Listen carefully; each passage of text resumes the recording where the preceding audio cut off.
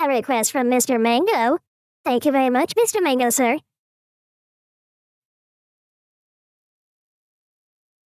So Mr. Mango requested from Mr. General Bradley, 101 VA. Why you should love BattleTech. Well, I mean, I kinda like it.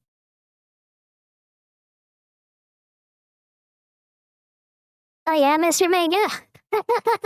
I don't look at the channel very often, so I really don't know. But it sounds great. Hopefully it's helping the channel. Anything I can do to help Mr. Badger. That being gotten out of the way, let's watch this one. I acclaim this planet in the name of the most honorable Draconis Combine and the most honorable House of Kurita, with extra honor for honor's sake, honor on the side with extra honor. Yes, well, old chap, I'm gonna have to say no to that, you see. Dame, Host Davion. Bonjour. Niet, stupid roots. This fine planet belongs to the Amethyst Eagle. Glory to Merrick. Rita, didn't you having a civil war? Oh, that? No. That is scheduled for next week. Oh, is that the one between the Endurance and the Commonwealth, old chap? Duh. Oh, good show. And the fair deal money riding on that. 99999. These supply. I do like how it's so much just hilarity. I'll just say that. Did you just have a civil war? Oh no, it's not happening. No. They're like a cheating girlfriend. No. That guy that I talk to all the time and sometimes go hang out with. I'm totally not. No, it's not happening. You see nothing. Auf Steiner das. Oh no, the Steiners come to squatter. One deal, those lads are big, aren't they? No, you all won. Comparing Confederation #1. Not too honorable. Aren't the Cabals like the space Chinese? The Free Worlds League once unanimously voted to disband the Free World League. Oh gosh. Oh, see, this is why democracy is not good. But kinda sounds good. Everyone gets a vote, but also everyone gets a vote. The only great house to straight up disband their nation. Oh golly. No, old chap. 9 kleiner Mann. Niet. Aw. Waiter, what even is this planet we're on? Oh, well, I believe it's named, Joke here, old chap. Oh bugger. In Kerensky's By name. the word of Blake! Holy shit!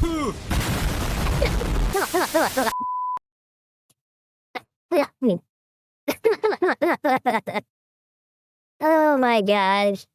I gotta see that one again. That was really funny. And then they immediately regretted it. Oh, I can imagine. It's kind of like what's happening with us right now. There's, so who was it? There was someone that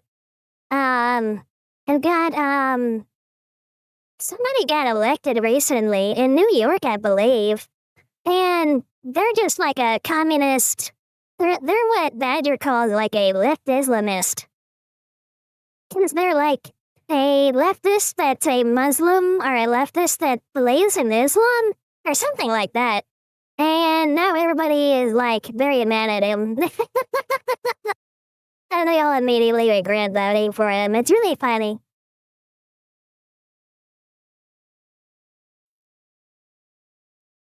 Oh, okay, that makes sense. To be more like region specific. Me, I'm just, I'm always so busy. So I don't have a lot of time to like, check everything and look at everything and, be aware of everything. Then that makes sense.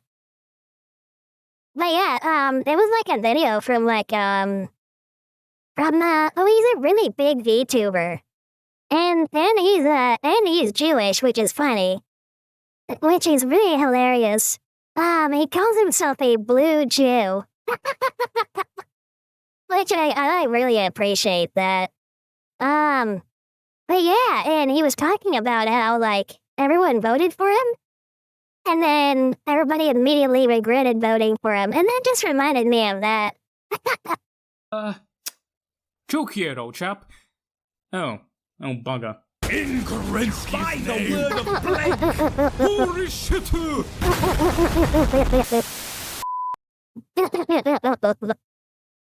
Oh gosh. I love it. I love it. It's really funny. Just the nerdy things that guys come up with and put together. They're so much more entertaining than what women do. All I see women do nowadays is like, I hate men and give me all the money. And then they're supposed to think that's funny or something. I don't get my own species. I really don't. Salutations Rangers, General Bradley 101 back at you again with some more lore. And in today's videos, boys and gals, we are taking a look at the wonderful, beautiful world of BattleTech.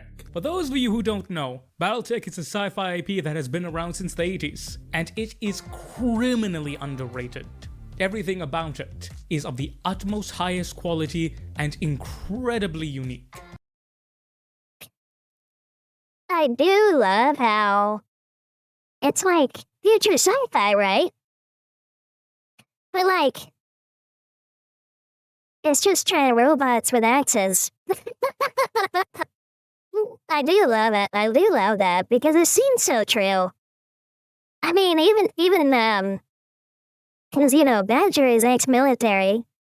He's retired. And even he has used like knives and axes and even what are they called?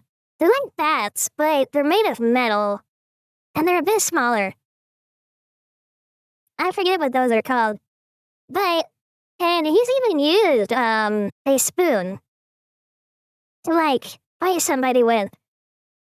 Because he ran out of everything else. It was a really crazy story. Yeah, I didn't think you could do such a thing to somebody with a spoon, but apparently you can. The alien BattleTech is incredibly rare. I see so many pictures of like, the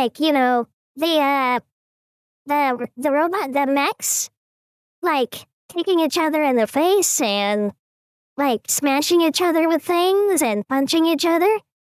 Is that just an artistical thing or is that like not that lore accurate?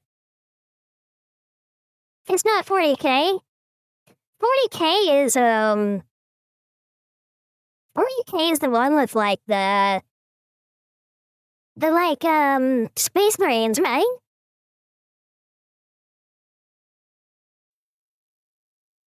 Oh, okay. Yeah, that does make sense. And in my humble opinion, it is worthy of far more love than it gets. Is that literally just a crab robot?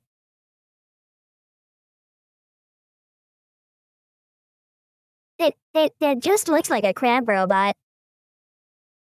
Am I am I wrong on that? Oh, okay. King crab, that makes sense. It looks really big. And it's a crab.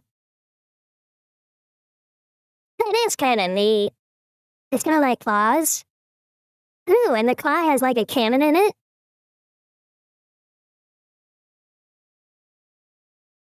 I think it would be kind of neat and also very useful because they can pick things up, right?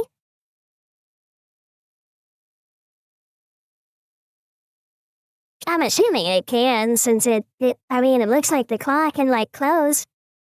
But of course, that begs the question, why should you love BattleTech? And over the course of this retrospective, I'm going to explain to you everything there is about this beautiful series, so that by the end of it, you yourself will fall in love with it just like I did. But without any further ado, Ooh, it's a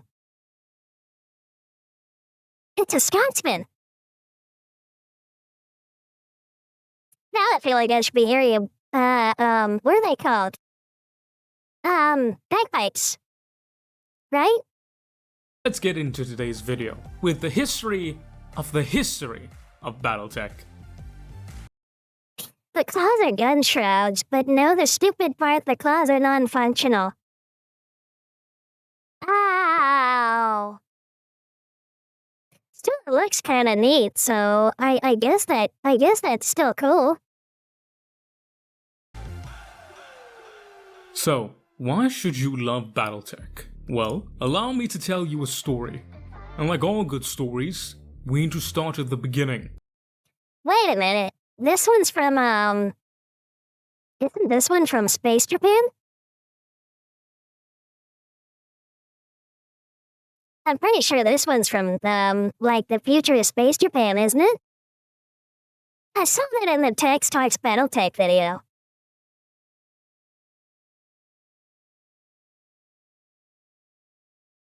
Atamoto-chi.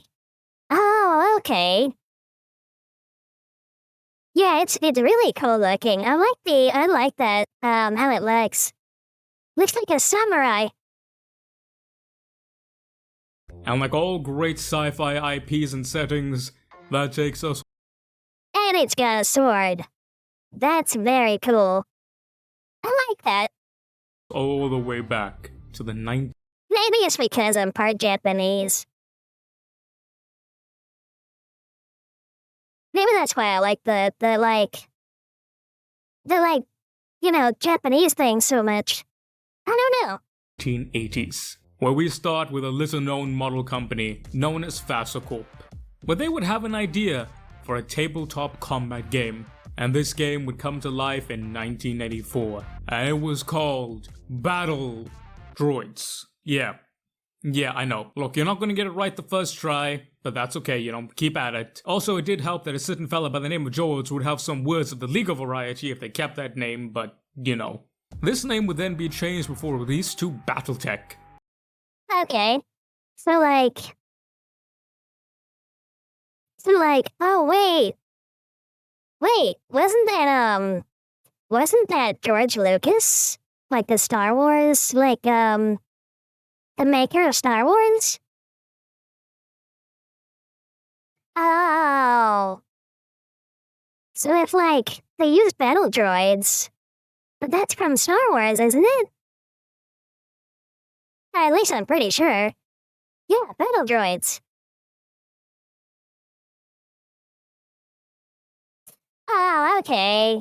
Well, that's kind of sad. But it seems like it's also a good thing, because battle droids doesn't sound very catchy. BattleTech sounds a bit better. I think, at least. A game of armored combat. This one looks like...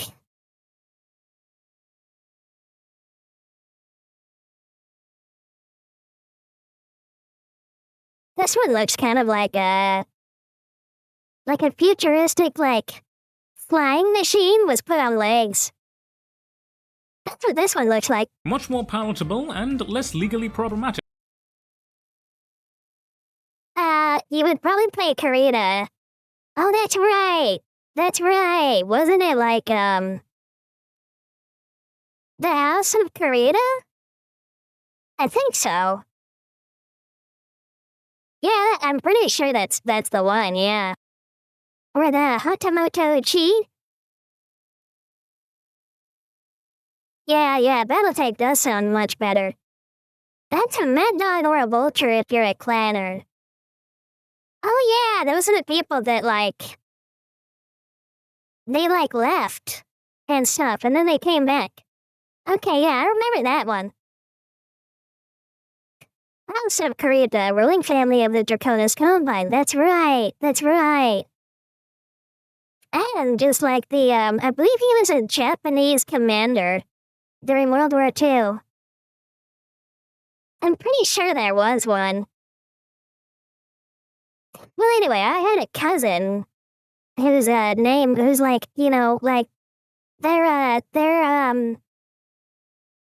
trying to remember how they said this, but basically it's like the family name was Karita. Or as they said, Kunita. And, yeah, and there was also, like, a general who had, or he was, like, a commander that had that name. But yeah, maybe, I don't know. Or so we hoped. You see, when BattleTech came out, it was well received. It's giant robots in the 80s, and yes, that is like noodles in Asia. There are a lot of them, yes. But will anyone ever complain about that? No. No, they will not. And FASA, and in return thus BattleTech, began to grow. Yet, there was another issue that popped up. And for that, we need to talk about another 80s robot setting, this time weeb flavored. Robotech, or Macross, as it's known in the Eastern lands, had some dealings with FASA. The rise. Oh my gosh. So, speaking of Robotech and Macross, Badger was the one that introduced me to these. And I very much enjoyed watching the movies and the shows. They were a lot of fun. They still have that like 80s aesthetic. Like Kira. And on top of that, like they're very well done. They're like very intricate and very well detailed. And the fact they're done by hand is just, I love that. I really do. These images were licensed from 20th century imports, but there were some issues with the designs of the mechs, with some of the most famous mechs of BattleTech, such as the Warhammer and the Marauder, being heavily influenced by the Macross counterparts. Like, really heavily influenced, mind you. Eventually, this would result in legal battle, brought against them by Playmates Toys and Harmony Gold, over the use of said images, and ultimately FASA was forced to remove any artwork for these mechs, which became known as the Unseen, but thankfully, FASA was unwilling to abandon these mechs entirely. Sadly though, FASA would enter a steep decline in the late 90s and early 2000s, which moved them to sell the IP to WizKids in 2001. Oh gosh. Yeah, it's always sad when like, something starts off very good, but then it like, they just can't stay alive essentially. That always saddens me.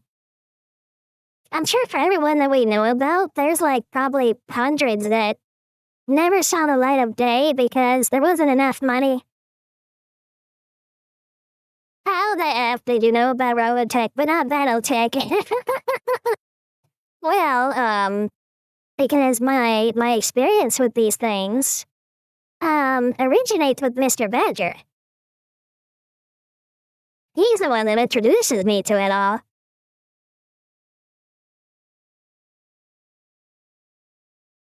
And I'm sure that if he finds a wife,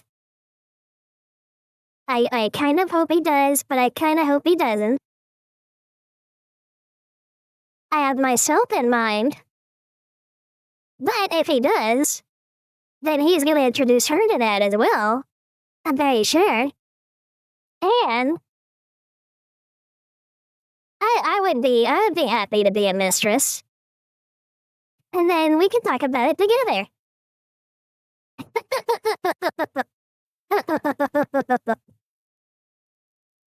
I'm only partly joking. Well, no, Fast Pass. Well, the issue was they stole damn near all the mechs originally, so they were in lawsuit after lawsuit. Oh, okay, so they actually were like copying other people's designs.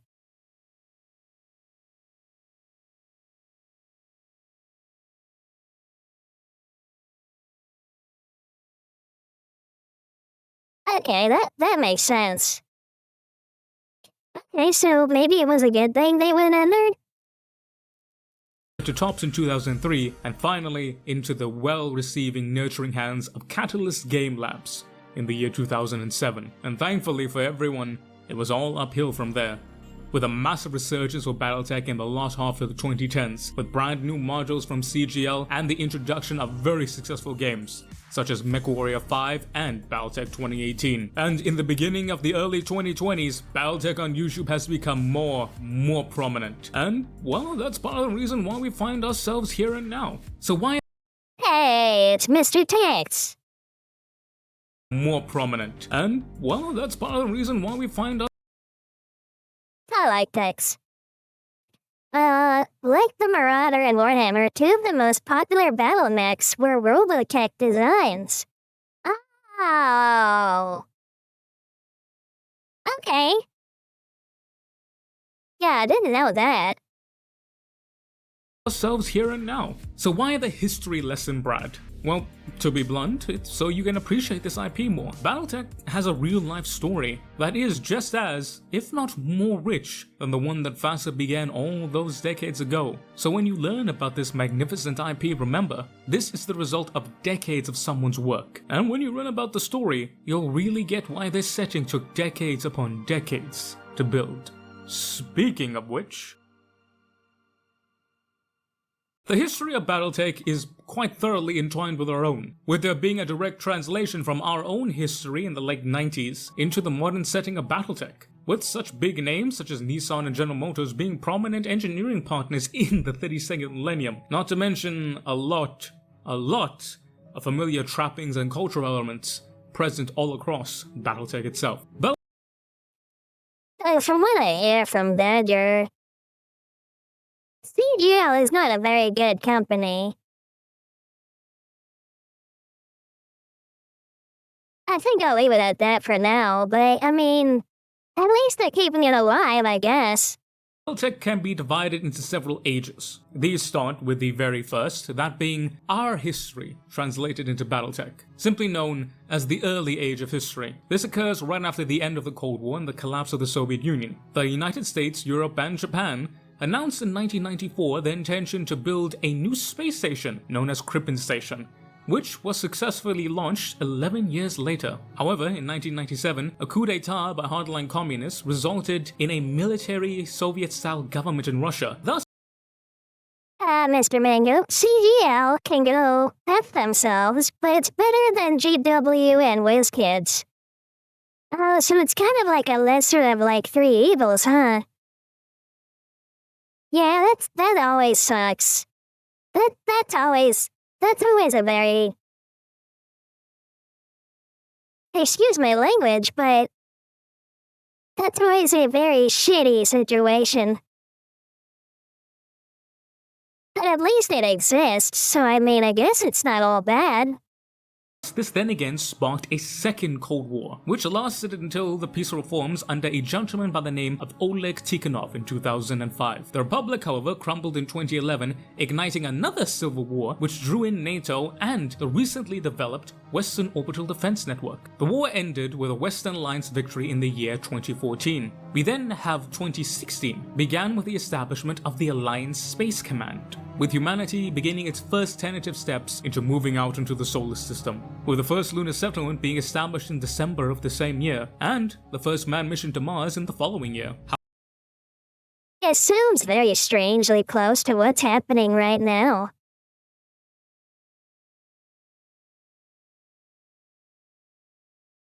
I mean, some of this, kind of historical things, sure, they're missing, certain dates. I mean, we still haven't colonized, our solar system, but everything else, historical-wise, is, kind of happening.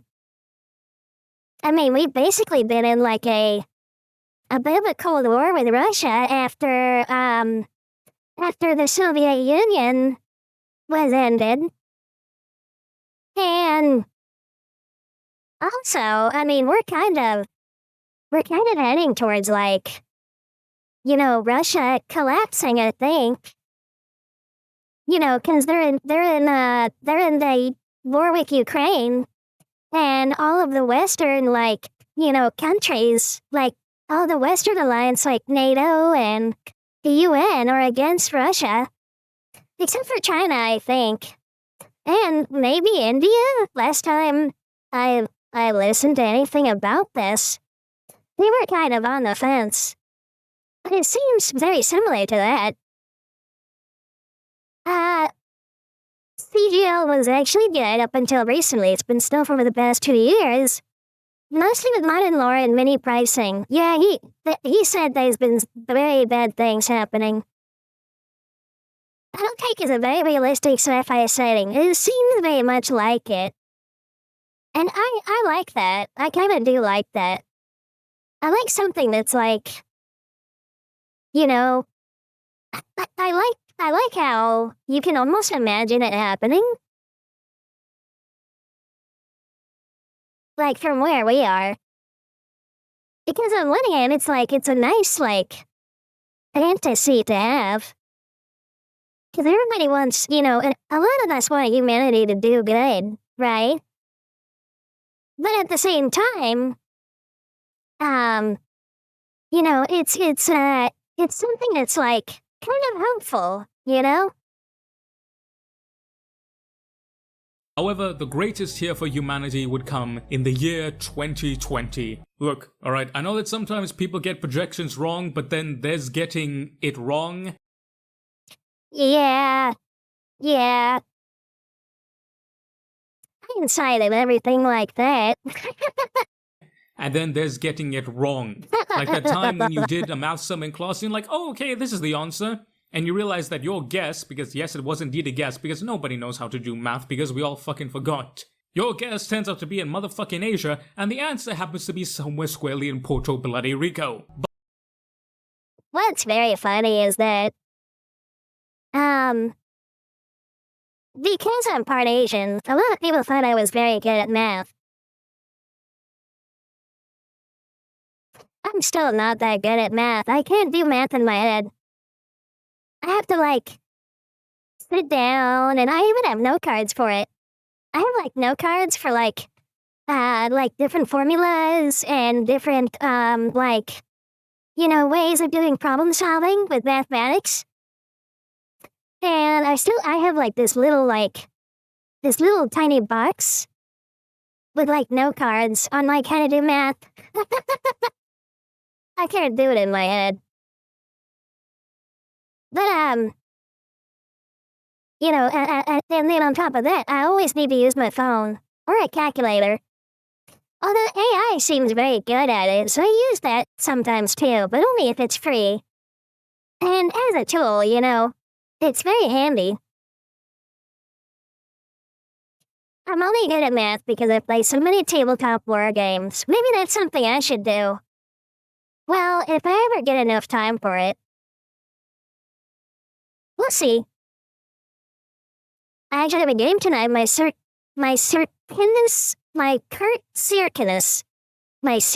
Federation forces versus my friends and Merc Company. That sounds exciting. But the advent of I hope and wish for your victory.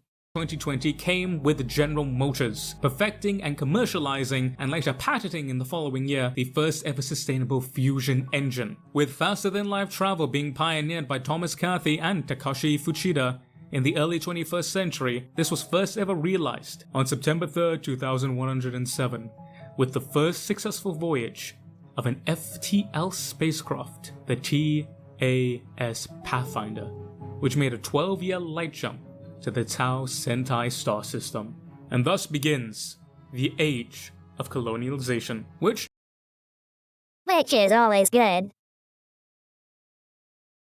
Mr. Mango, if you want Badge's heart, I think I might already have it in a way, but I'm working on it. Get some BattleTech minis. He played that shit when it released in '84. He effing loves BattleTech. It's $25 for the starter box. Well, we shall see. I do think the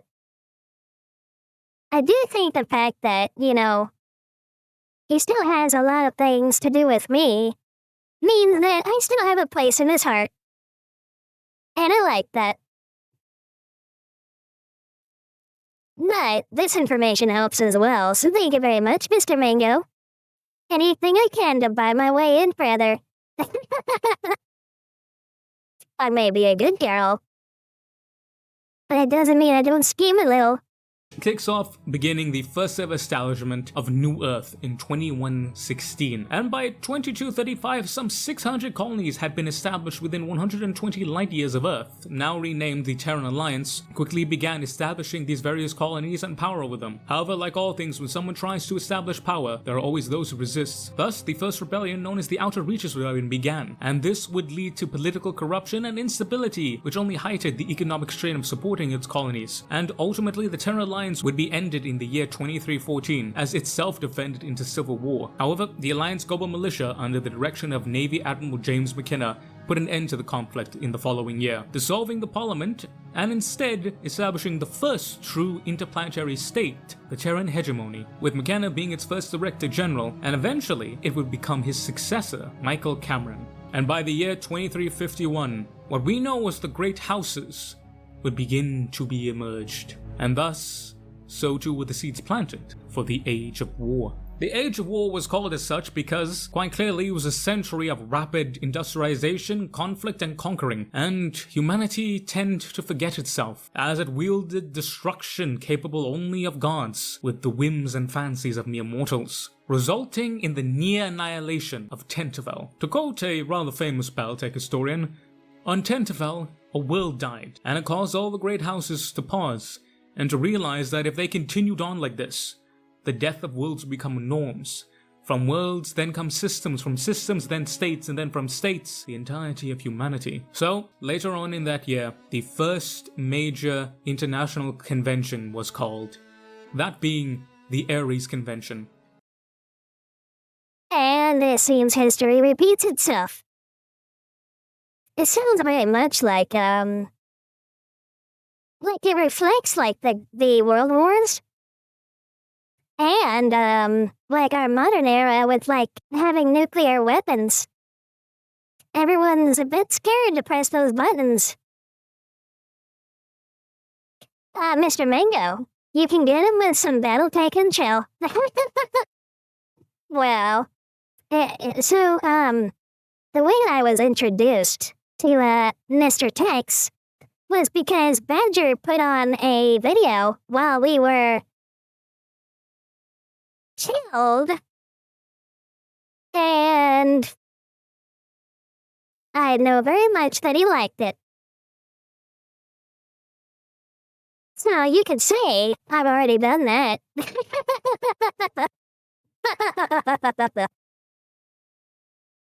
I leave it there. Where 10 of the major powers of the Innisphere and Peripheral Reich came together to agree upon the rules of war and engagement. While its critics did argue that this would trivialize war and make it more of a sport, which it did do, it however severely limited any form whatsoever of grievous annihilation and civilian as well as infrastructure decline. However, this then led to such strategic weapons such as warships and nukes being made obsolete. Thus, the Terran hegemony, always seeking for its place as first amongst equals, looked to a new idea, to a new style of war. And thus, in the year 2439 was the BattleMech created. As the Machi stepped onto the field of battle in the year 2443, the world would change, and the Age of War ended. And now we begin with the Age of the BattleMech and the formation of Star League. Star League was an idea, a flawed idea some would argue, but a noble one. Under the direction of Ian Cameron, House Cameron, and thus the Terran hegemony, became the first lords of Star League, and they began inducting the great houses as peer states, and the periphery as involuntarily territories. However, after all that was said and done, I do love how there's still mention of involuntary territories.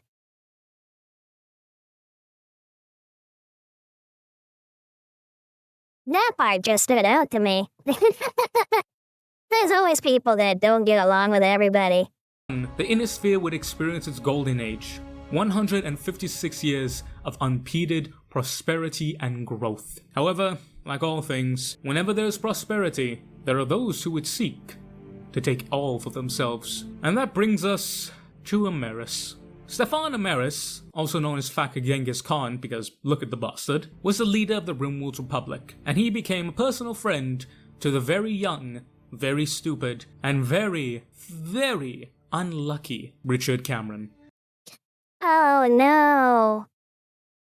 So one of the, cause the Camerons are the Camerons, was like the ruling family of the Star League, and then this fat Genghis Khan guy, groomed the little boy Cameron Is that basically what's happening?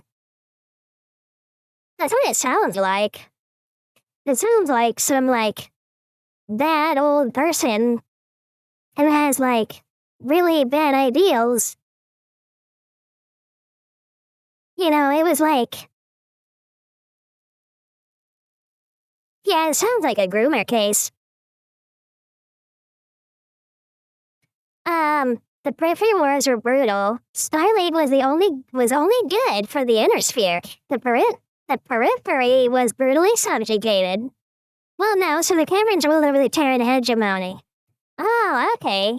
But they were like, but didn't they also rule the Starleague, basically? The Terran hegemony had first seat in the Starleague. Okay, so they did rule over them. Kinda.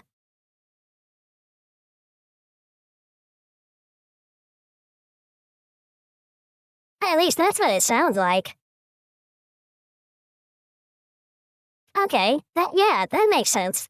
It was there that he would ingratiate himself, slowly turning the rest of the houses against the First Lord, as well as isolating him, before quite literally walking into his room, presenting him with a gilded encrusted las pistol, before turning the pistol upon its owner, and shooting him square in the head. Thus would begin the Ameris Civil War, and General Alexander Kerensky, who had long been distrusted by the Star League and the rest of the Inner Sphere, who had nearly cast him aside, if not for his capabilities of managing the current ongoing rebellion in the periphery, then spent 11 long and bloody years putting Ameris down and restoring the Star League. However, in the end, with 3/4 of the SLEDF destroyed and the great houses clawing at each other in an attempt to become First Lord, the Star League Great Council was dissolved, and thus began the First Succession War.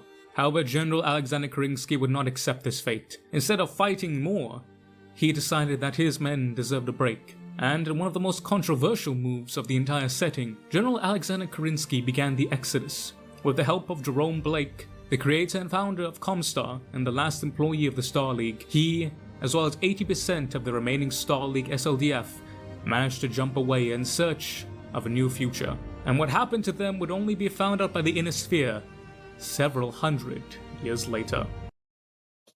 Okay. This sounds like,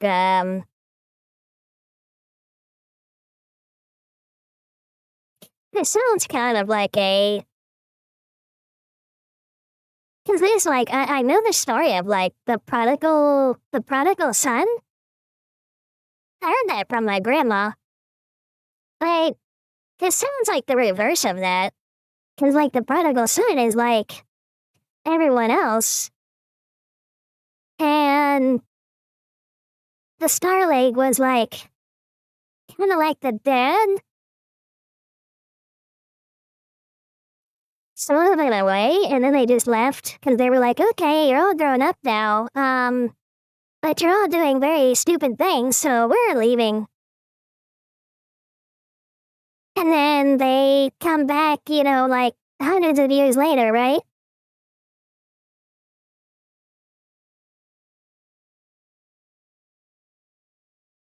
Ah, okay, yeah, okay, that's part of it.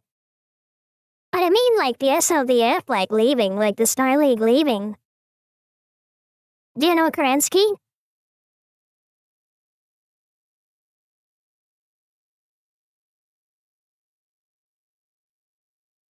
Yeah, okay, yeah, that makes sense. They kicked Kerensky out because Kerensky can stop all the houses from taking Terra. Okay, yeah, that makes sense. I mean, they all want power, and they want to remove anyone they can that will stop them from getting it. And then war.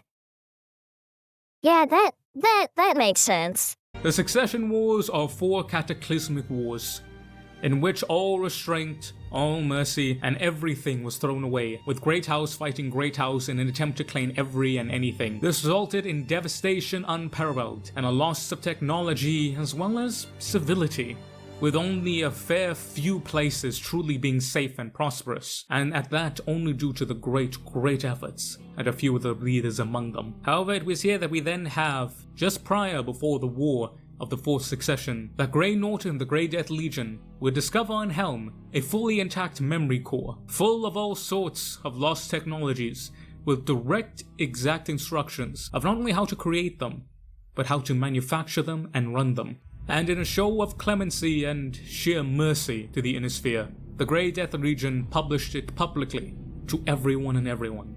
And thus, for the first time in nearly 300 years, did the Innisphere begin to see prosperity and a revival of technology.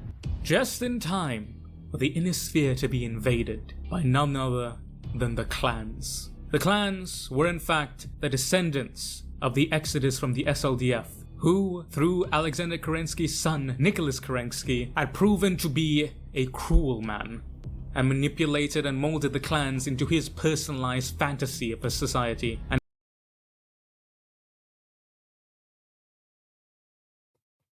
I can't really explain why, but I don't like this guy's face.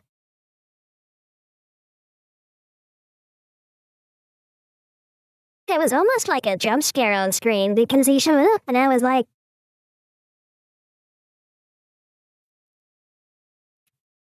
I don't like you. I don't know why, but looking at him was a little unsettling.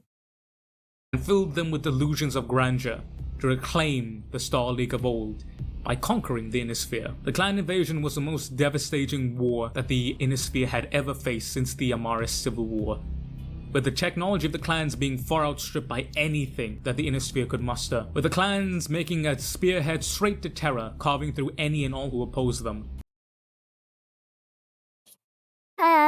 A bunch of warriors went off and made a space Sparta. Everyone except warriors are slaves, and they have a strict honor system. Oh yeah, that's the clanners that Mr. Tex was talking about, right? Okay, yeah. Yeah, although it sounds a little different from how he explained it. Only being stopped by Preceptor Marshal Anastasius Vogt and the armies of... Oh yeah, this is the guy that Badger references a lot in his mechwarrior game, or BattleTech game. He says it quite often, he's like, get a float. And I didn't really get it, but then he explained to me, like, there's this guy who did this, like, amazing thing, and his last name was Float, so yeah. Comstar, who, due to their nature, were the only military that was capable of stopping the clans. And, by the issue of a battle or battle challenge, a customary honor duel of the clans, did Anastasius Vogt to beat them at their own game. And he won that victory, buying the Innisphere 15 years of an unbroken truce, which then allowed everyone not only to recover, but to find out who these people were, and for the clans to find out who the Innisphere was. It was at this point that many important events happened, such as the Fedcom Civil War, as well as the replacement of Thomas Merrick by a fake Thomas Merrick under Comstar, including the Comstar Civil War, in which the secularists fought the Word of Blake, who were hyper-religious fanatics, sadly with the Word of Blake winning, which in return would have dire consequences for the Innisphere. In the year 3058, the clan Jade Falcon would relaunch an invasion of the Lyran Alliance. However, this would result in the Star League Reborn, and for a time it would see that the Innisphere was back to a road of glory. However, not so. For in the year 3064, the Word of Blake, seeing the Star League slowly crumbling, and everything apparently turning back to normalcy, lost what little composure they ever had, and they declared that by the Word of Blake, they would launch a kerfuffle. These were basically like the...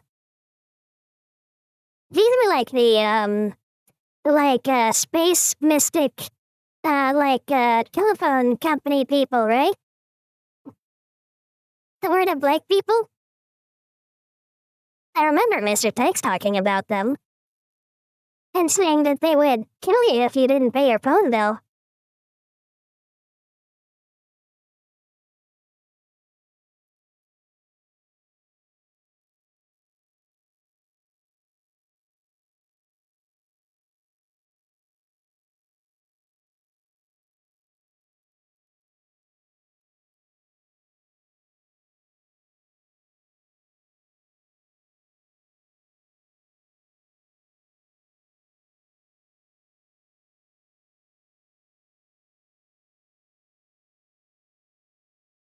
Space Comcast, but the Word of Blake is the even more crazy group that killed normal Comstar. They're the single most hated faction in BattleTech. Okay, even more hated than the Capellans? That's amazing. I hear from Badger and like a lot of other people, that the Capellans are very hated too. That makes sense. I can't actually say the word because YouTube will get mad, but it starts with a J and rhymes with Tiwad. And no war. Not the clan invasion, not the succession wars, not even the Amara Civil War, the Age of War before it, was so There's space terrorists. Oh, okay, yeah. That makes a lot of sense. horrifically devastating to the inner sphere that the Kind of like Antifa. very concept of the great houses and the inner sphere as a place, the clans and everyone within them would be sundered utterly. It was only at the end, nearly 20 years later, in 3081, that Delvin Stone would stop this horrific war and create a new state, the Republic of the Sphere, the successor to the Terran hegemony, if in all but name. And so would some stalemate begin to happen, and time would ebb and flow as normalcy returned.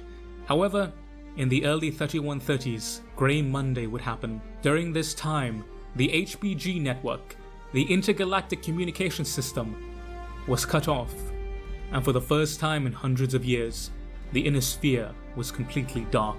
It was at this time that the newly elected exarch Jonathan Leviathan announced the Fortress Republic, as he withdrew most of the Republic to the boundaries around Prefect X, the interior region or the immediate space around Terra, and thus the Dark Age began. But it would not end, for fulfilling the prophetic words of Nicholas Karinsky, Clan Jade Falcon and Clan Wolf would embark on a vicious campaign of reprisal against the Republic of the Sphere. And finally, after vicious combat and various twists and turns in the fortunes of various great houses, with everyone seemingly involved in war, the cradle of mankind would eventually fall to Clan Wolf, who would later declare the Wolf Empire. And now, the Inner Sphere stands at a new age, the age of the Ill Clan. And as to what to this newfound power at the heart of the cradle of humanity, at the heart of the Inner Sphere, at the heart of everything humanity is, what will they do with their newfound power? Everyone watches with bated breath to see whether history will repeat itself, or worse. See, it's pictures like this one that I see a lot of. But yeah, you're right, it is cooler to see them punching each other than shooting each other from far away. Isn't Clan Wolf, like, didn't they have, like, what were they?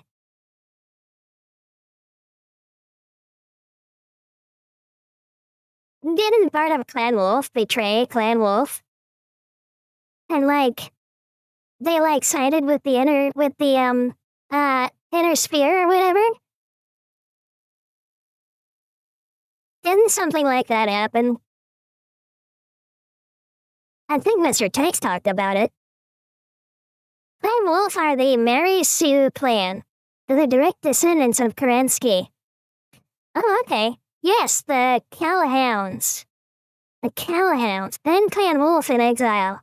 Oh, okay. Yeah, I thought I remembered something like that from Mr. Tech's video. Create something altogether new and far more deadly. And that brings us to the end of the history, both versions. And with your mandatory context, now I can properly answer why you should love BattleTech. Or at least begin to answer, I should more aptly say. Firstly, BattleTech is a human universe. The timeline from Abrams to Atlas is clear as day. There are dates, faces, and times. And it all makes sense. From how neo-feudalism became the norm across the galaxy, to how clans and Comstar came to be, how mechs became the kings of the battlefield, and how the hubris and desire of man almost ruined centuries of human progress and paused everything that even resembled progress, having the sins of past betrayals ending up turning your greatest offenders into your most ruinous enemies. And then to fix the mistakes, to repel the enemy, to reform the League, and then to have the blasphemous sin that is the manipulation of faith in humanity, all for it to have been laid to ruin again. And then the cycle of time cruelly began to whirl again and again. For now we stand at the precipice of a new age, and everything has changed, and it will change again. But one thing is for certain, the galaxy stands in awe, with bated breath, gazing upon the future. A future that you, mechwarrior, will decide. But how can you draw your sword if you do not know which banner you fight under? Like the history Wait a minute. I couldn't see that. you fight under. Germans, Japanese, space taxes, and gene weirdos. Gene weirdos. Gene burritos. Gene burritos. I think I got that right. Oh wait, I should move myself so you can see what I see.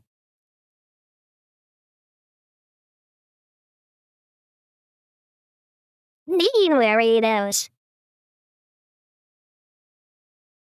Am I misreading that?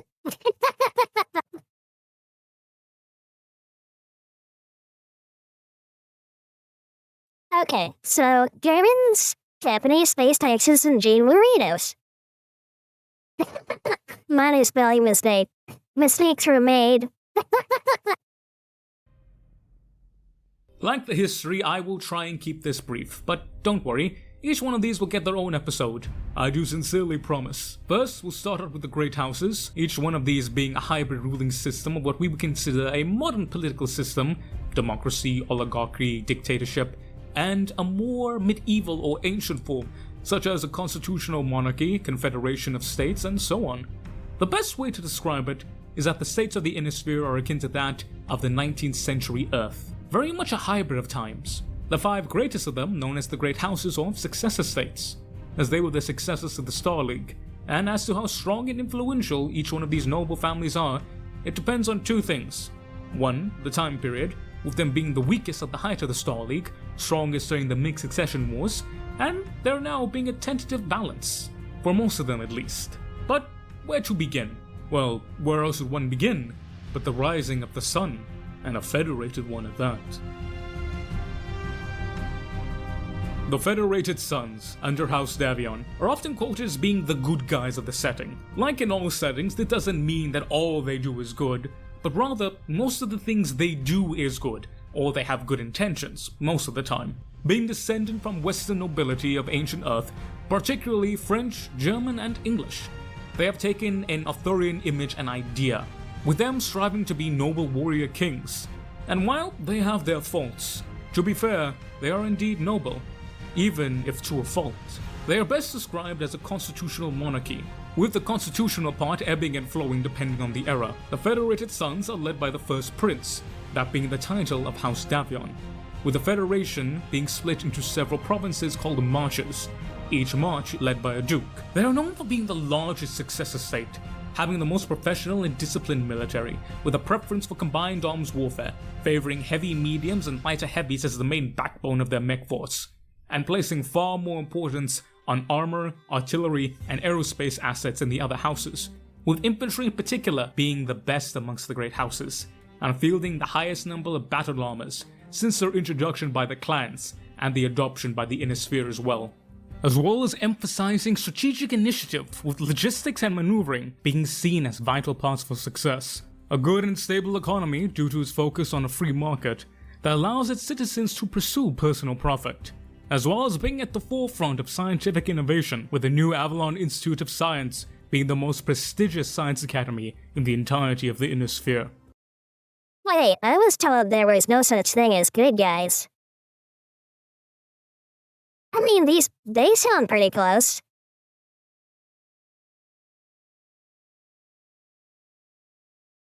I mean, they sound better than the Capellans. Or, the Comstock people. This would be like calling Britain the good guys.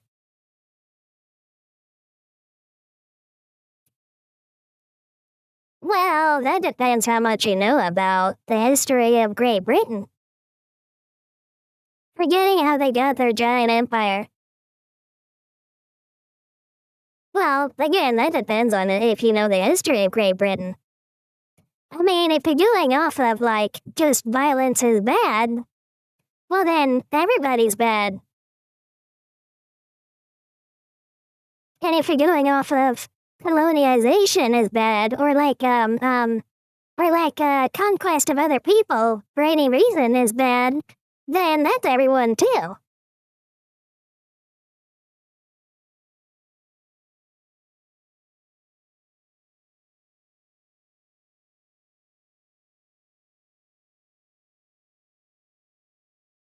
So I mean, if that's like the if that's like the metric, then of course everyone's bad.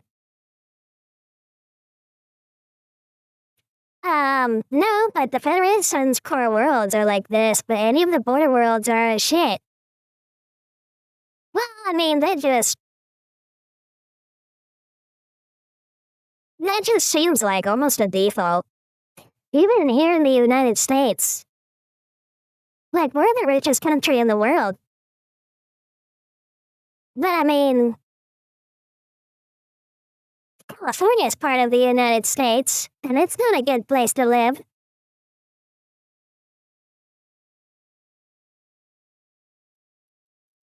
Hudson's border worlds are some of the worst to live on in this sphere. What about the Capellans?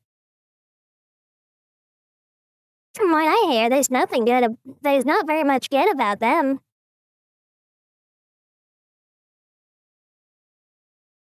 But it's understandable that, like,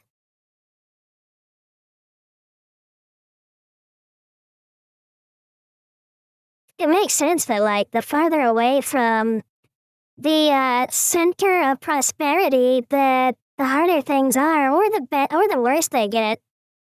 Plus, there's, like, corruption and stuff, too, but that happens everywhere.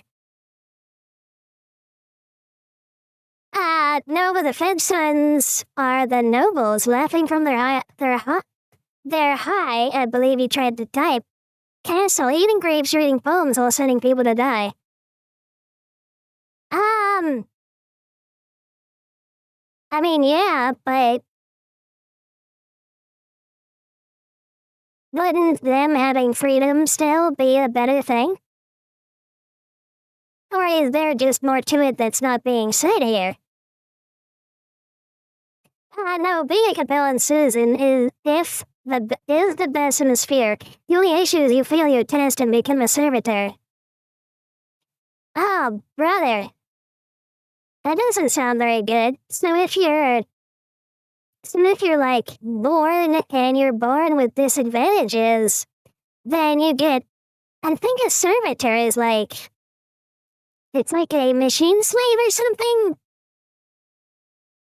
I think it's something like that. But if you're born with disadvantages, then you just get, well, no, the test is entirely loyalty to the state.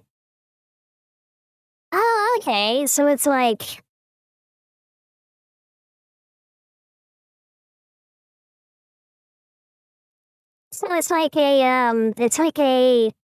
a communist, it's like a commissar's, purity test or whatever. It's like a leftist purity test. If you don't love everything about the state, then you're bad and evil, right? A servitor is just a fancy name for a slave. Oh, yeah, okay. Think North Korea, literally. Okay. That doesn't sound good at all, actually. That doesn't sound good. I think I would go with the Federated Sons over the Capellans. I mean, I do understand, like, the idea of, life being the same for everyone. But not at the cost of you have, no freedom of thought or ideas.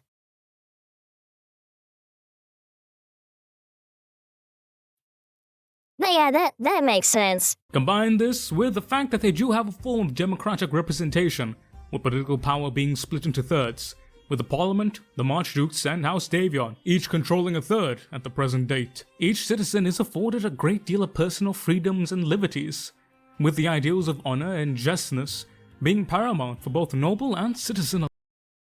But any poor person can live with free healthcare, food, entertainment, and everything taken care of them as long as you pass your test and stay loyal.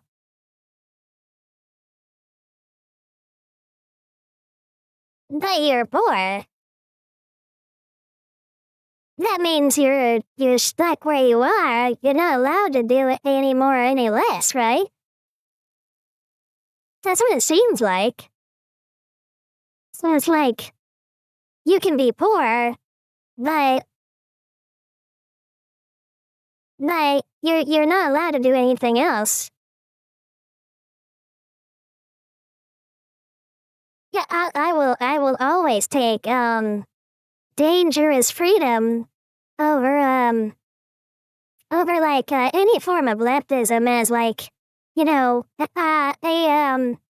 like a ruling like thing. This does make it balance the most loyal citizens to the nation. It's why House Liao hasn't fallen. Well, no, I mean, there is no poor or rich. It's idealized communism.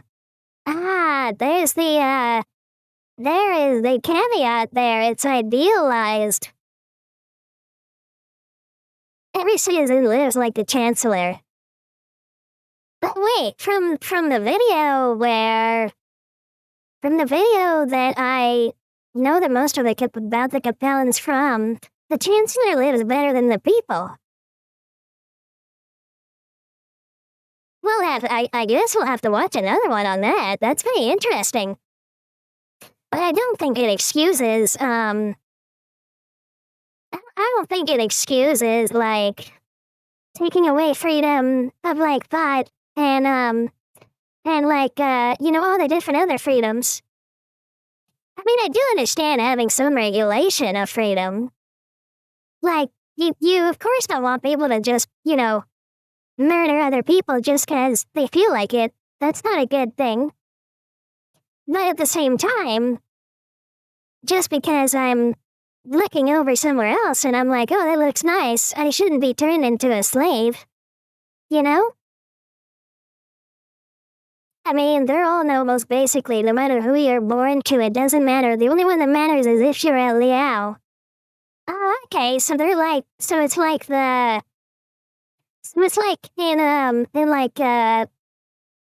it's like the Soviet Union, where it's like, everyone's equal, but some are more equal than others.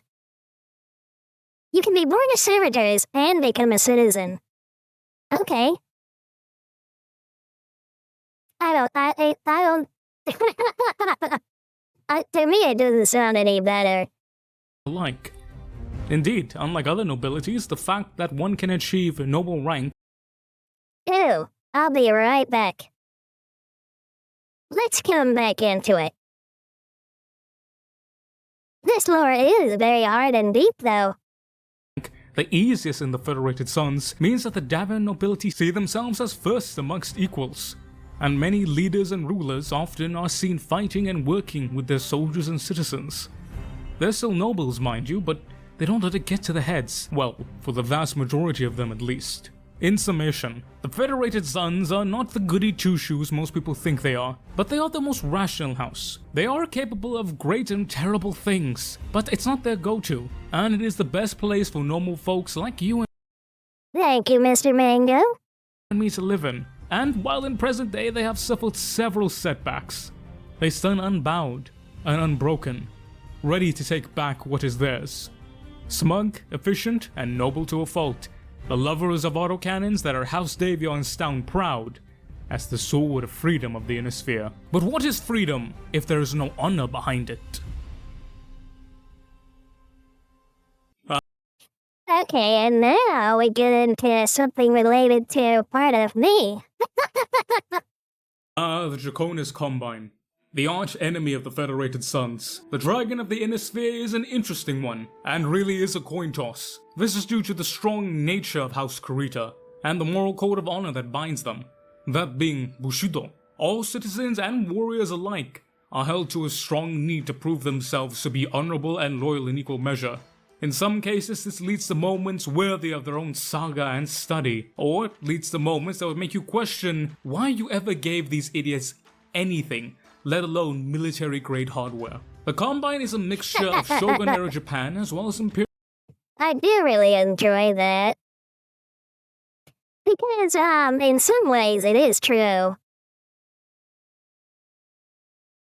But then again, I like simple things, and they seem simple enough, so that's just nice to me.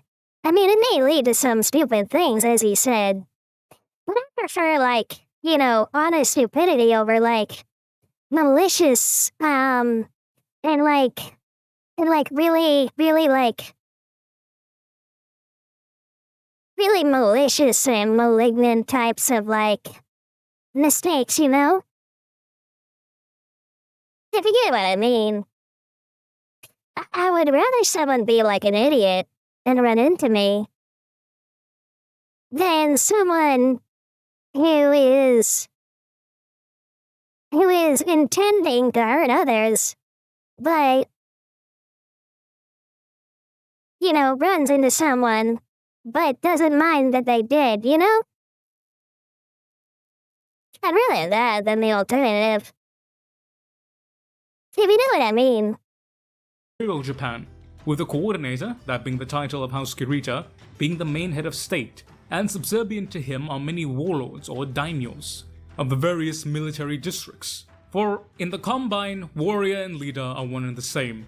The warrior caste is the leading figure in every aspect of life, and due to this, depending on the era in question, the dragon is either the noble warrior nation it claims to be, such as under Theodore Kirita, or a near-totalitarian nightmare state, where a warrior has a right to cleave you in two just for looking at him wrong.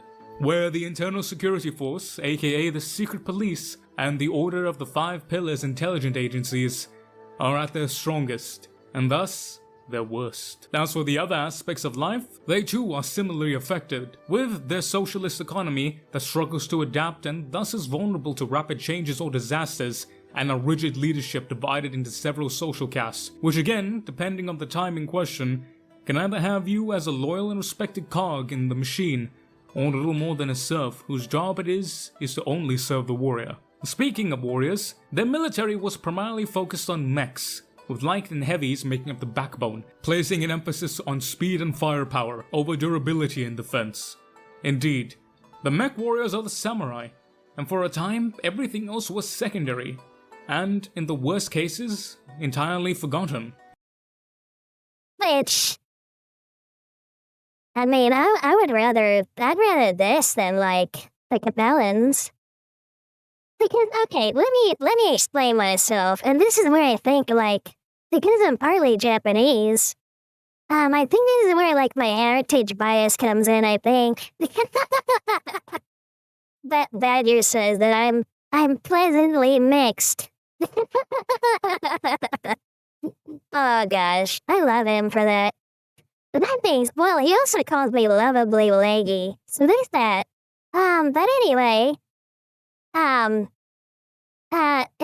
being said, from a petite woman, I would rather, like, there be this pursuit of a higher calling, where it's like, sure, you are somewhat of an individual. You're a person. However, you have something greater you're a part of that,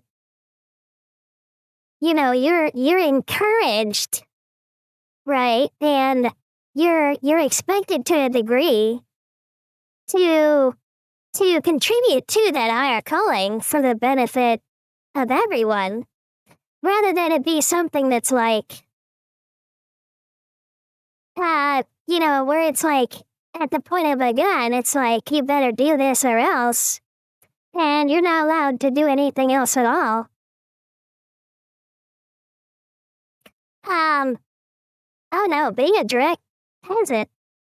Being a direct peasant, I believe he tried to type, is way worse than a compelling servitor. Servitors are still fed, given clean living. They just don't have the access to all the fancy shit. Well, I still want access to all the fancy shit. If it must be that simple, I want access to all the fancy shit. Even if I might not get it, right? And I might struggle hard for it. I'd still rather get a chance at it, right? A Drek doesn't get that. Wait, doesn't get which part? They're still fed and a clean living, or is it like...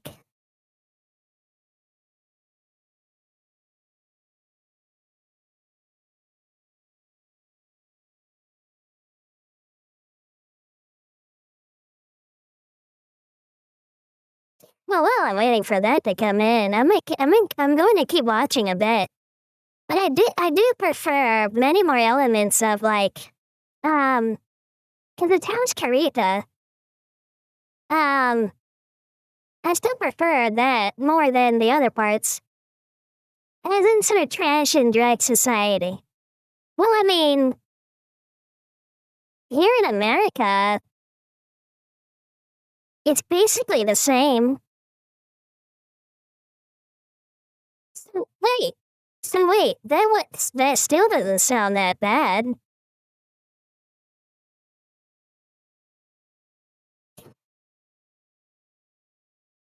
I mean, I guess if you're looking at it like you're talking about like treatment, or is it just like quality of life?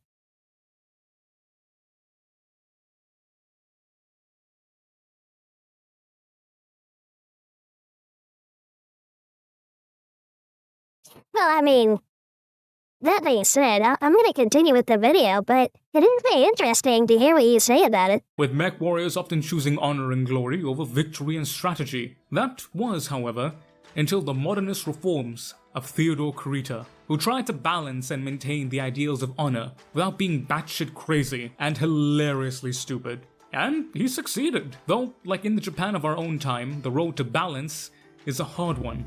And till this present day, the Combine struggles with the idea of moving forward without dishonoring the past. But for the average Joe like you and me, things are on the up and up, with the economy as well as their personal rights being given more thought. As it only took Kurita a few hundred years to realize that not throttling your economy and treating your civilians like they were shit gives you better results. In summary, the dragon is often memed on.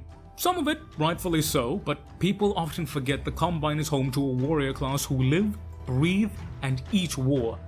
And they will gladly give each one of their lives at the merest whisper from the coordinator, for the dragon of the inner sphere will be honored. Now, honor is great and all, but money is sometimes better. Would you rather be a literal Japanese peasant with all that entails, or a slave? Yes, but someone who is at least fed, clothed, given free medical care, not being actively attacked. Well, I guess it depends on if you value freedom, or if you value, like someone else, providing things to you. Me, I prefer, like, freedom and then being able to have the capacity to, like, earn the things I want, you know? Whereas if you're like a slave, or if you don't have freedom, then you're just stuck where you are and that's all. I mean,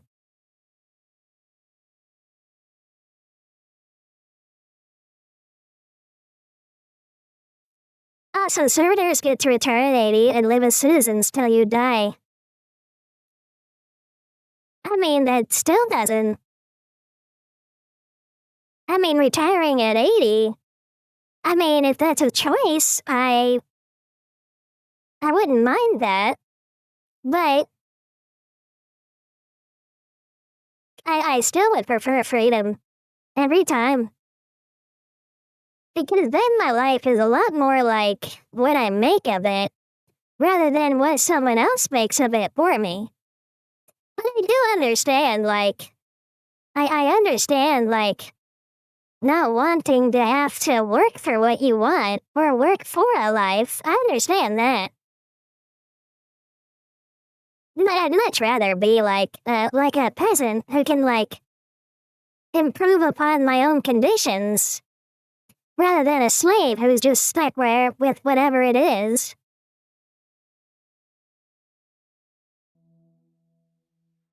The Lyring Commonwealth, or Alliance, depending on which era you're in, the Space Germans. But whereas Prussia was an The Space Germans. I like that. army with a state, House Steiner is a bank with a state. House Steiner is without the greatest economic power in the entirety of the sphere. This is due to several factors, from the origins of the state being many companies with defensive pacts, to the many resource-rich worlds, to the strong emphasis on free market and capitalism, and the state's #1 priority, and thus the Archons, that being the title held by House Steiner, being the strengthening of the economy. Combine this with the emphasis on private ventures, which to sustain requires a great deal of personal freedom, and due to the sheer amount of money in the economy, the standard of living surpasses that even of the Federated Suns, with the notice at lower levels being minor, but the gap at the higher ends being utterly immense. Let's see, as a peasant in direct society, you can't improve. Well, what do you mean by improve? Do you mean, a slave, or do you mean, you work in a factory making mech swords for kamikaze charges? Well, I mean, I do I do I do kind of like swords. Like I said, I'm very heritage biased. Or at least it feels like I am. You're not getting paid anything. Well, I guess that's one problem.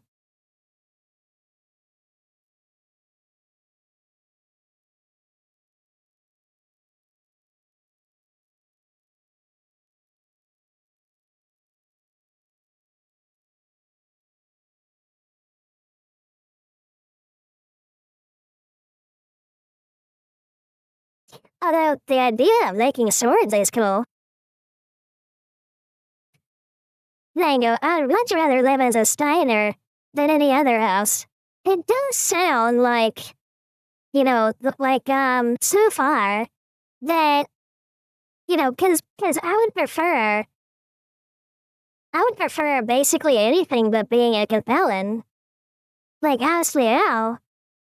But I do know there's problems with House Karita, now that, when you explain them. But I'd rather be a peasant than a slave like that. And then, from this part, it sounds like Federated, the Federated, I think they're called the Federated Suns? Yeah, Federated Suns, or Steiner are like the best bets if you're gonna be like someone who's at the bottom, I mean, where I live, I'm still at the bottom. It's just that the bottom where I live is very big. So the best place in the entire galaxy to live is in Canopus.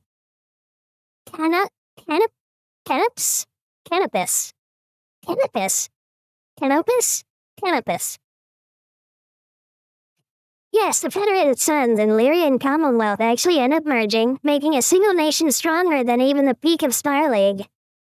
That sounds really cool. And from what I've heard of, like, the Federated Sons, and although although we've only heard a little bit about House, Steiner, it sounds very cool. It sounds like they're better places to live. With a common saying in the Innisphere being, there's big, but then there's Steiner big. A synonym for insane wealth and indulgent extravagance. So, everything seems great. But as everything in life, it's a matter of give and take. And House Steiner's one weakness is their military system. Like the British Army of the Napoleonic Age, their army works on a system of purchases. Which means that if you want to be an officer, you literally have to buy into it. Hey yo, what the fuck? Okay, hear me out. This system, like in our real life, was the idea that the only men who could achieve such sums of money were gentlemen, and thus educated in both moral matters as well as practical matters. The issue with this being is that Steiner generals, much like the British ones, don't always make the money themselves. And, well, just because you're good at making money does not mean you're good at leading men, or military strategy, or understanding complex situations, or thinking with a good head. Which means that the majority of Steiner generals are utterly fucking useless, and an embarrassment to the very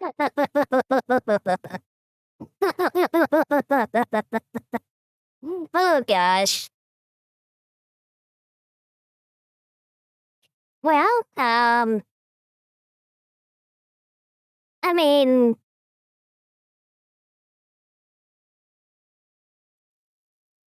then the DITCH, Katrina Steiner, Davian, ends up tearing it all apart.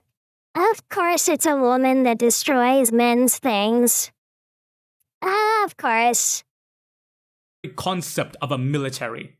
But the few great Steiner generals that there have been have always left their mark on the sphere. The greatest example being Anastasius Vogt, Oh, it's the Mr. Vogt guy from earlier. who spanked the clans at Tukid and He sure is poking around. Unintended.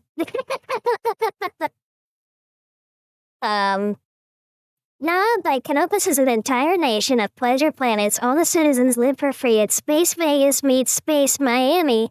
It's matriarchy and it has cat girls. Oh, if it has cat girls, I'd better stay away. I'm just a defenseless squirrel. I'm small, petite, and a danger to nothing that's like a cat. Everything is legal there.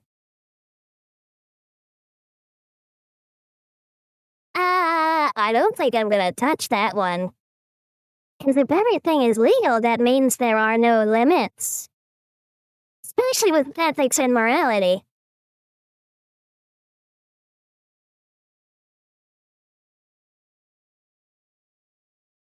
Yeah, I don't. I mean, I do like the idea of, like, having a very expansive, like, you know, base of freedom. Because I like freedom over everything else.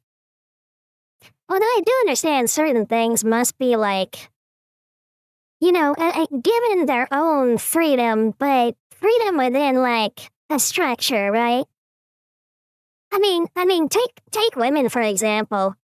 We have been given freedom that we ourselves really, we didn't earn it. We surely didn't fight for it the way that people think. And we don't do very good things with that freedom. So, like, is it a good thing we have, like, such freedoms and privileges? Because I don't think it's been very good for a flourishing society. But I do understand wanting a certain extent of it. That being said, Mr. Mango, drugs are the official currency. Ooh, the chat's moving. Bacon, Mr. Bacon, hello again. I'm happy you're still here.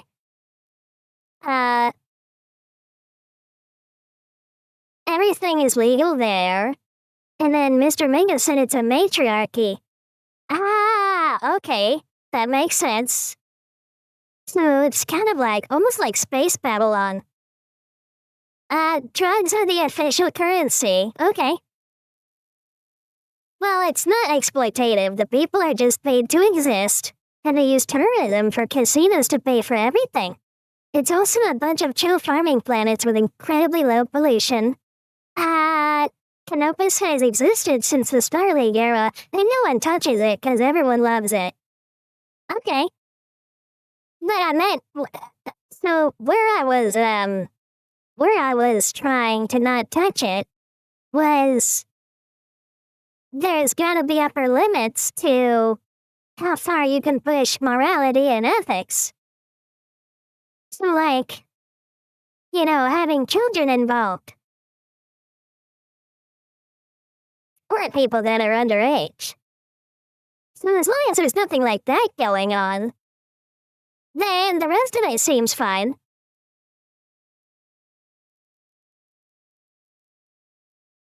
I'm of Badger's thinking, right? Because Badger constantly reminds himself that people are animals first. And he's very much right. I mean, we are animals first. But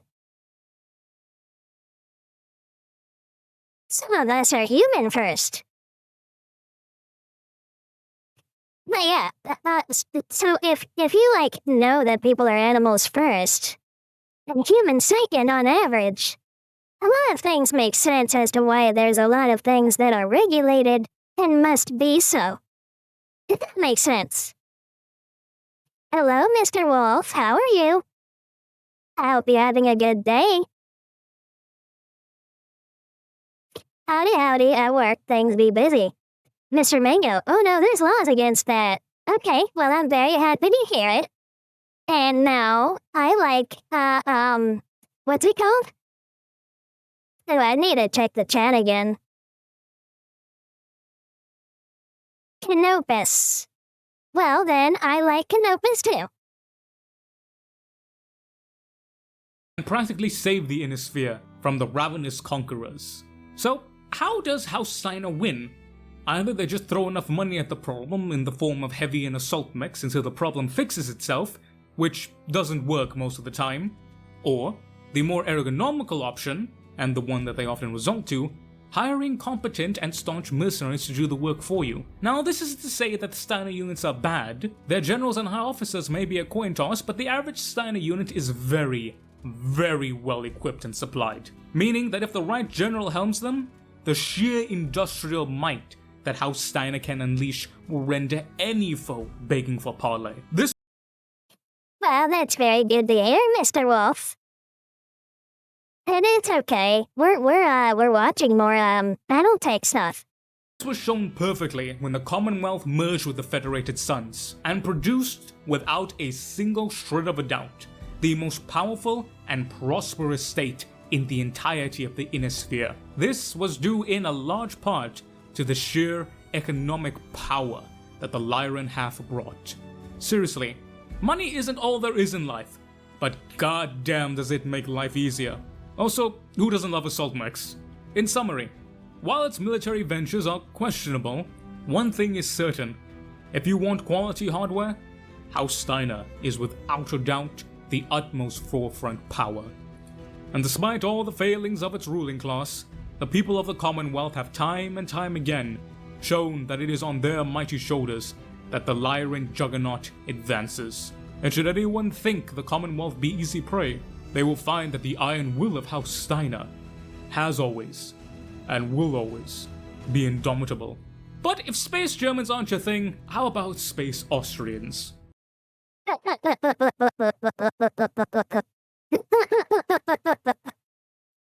Oh, guys. Wait, aren't Austrians and Germans they have many similarities between them? Isn't that a thing? I mean, I thought so. The Free Worlds League holds the honor of being the first truly interplanetary state, aside from the Terran hegemony, which some people consider not to be, but generally speaking, considering that the hegemony does not exist anymore, that honor then falls to the Free Worlds League. With itself again tracing its origin back to the fall of the old Terran Alliance, being made up of many great and small realms loosely joined together, with each of its individual constituents being known as duchies. Mr. Mango, I ain't touching the Austrian, German, and Hungarian debate. Yeah, I understand that. So one of our administrative leads at my hospital, he was a history major, before he did all of his other degrees. And he and one of my, other male coworkers, who is, so he's of like a mixed descent, but his family was mostly like German people, and they come from Venezuela, which I didn't know that Venezuela had a huge population of like Germans. But yeah, and they talk about this quite often whenever I catch them in the break room, and it's always something that comes up like every other day. Because they're talking about the history and everything. And the German Venezuelan guy, his family was like old nobility. And the history major, debates him about certain things with it. It's really fun to sometimes listen to. I can only be there for like maybe 15 minutes. But it's always fun to hear them bicker about it. Yeah, South America does for reasons related to World War II. Okay, that makes sense. But from everything I hear, they're very pleasant people. With each duchy having a representative in the Free Worlds League Parliament, led by the Captain General, that being the title held by House Merrick. And in its beginning, it was the only state that could be considered a true democracy, with House Merrick ruling as Captain General not as a formal degree, but rather an honor granted to them by the Parliament, and by extension all of the League, with a good... It kind of reminds me of like the Star Wars, like the Star Wars Republican Council thingy. That's what all this right here reminds me of.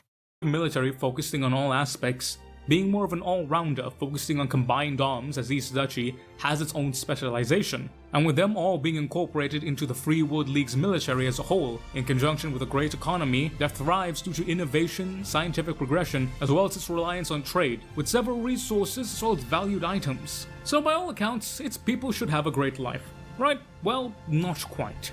You see, the Free Worlds League suffers from two systemic issues. There's often a great deal of bureaucratic corruption within the League, and this often boils over into the second issue, that being civil wars, which often occur between two or more constituent parts of the League, and sadly they don't remain at two, with in some cases the entirety of the League exploding into various micro-civil wars, meaning that often any advantage the League would have is gone to repairing the damages of the most recent civil war, rather than furthering the advancement of the state, and thus the office of the Captain General's most important goal is keeping the League from fracturing, rather than running it.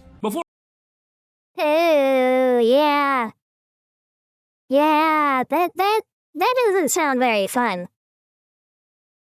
Mr. Mango, it's very similar. Okay, yeah, that's what I thought. Before I forget, the League is inspired and based off the Austro-Hungarian Empire. If you were surprised by this, you did not take high school history. However, during the Clan invasion, several strong leaders and anti-corruption reforms in conjunction with being one of the two states not directly affected by the invasion itself allowed for the Free Worlds League to become an industrial juggernaut, and for a time even surpassed the Lyran Commonwealth, becoming the richest state in the sphere, and some predicted the most powerful. However, all things would go downhill from there, as the word of Blake, who had recently won the Comstar Civil War, implanted a fake Thomas Merrick to puppet the Free Worlds League, and thus in the aftermath of the Blakist kerfuffle, the Free Worlds League would be sundered, and it would be nearly 50 years before it was reformed in any meaningful manner.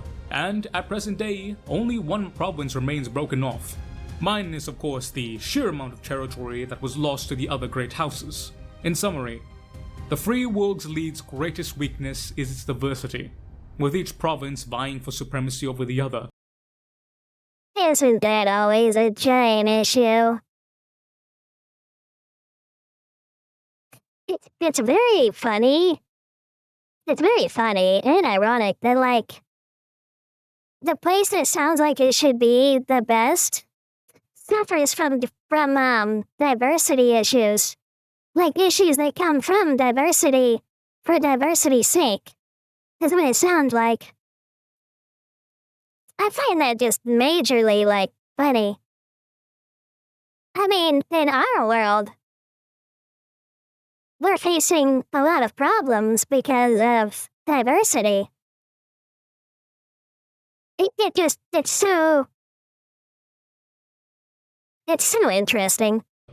And more often than not, putting self-interest for the part at the expense of the whole, leading to instability that is often taken advantage of by its neighbors.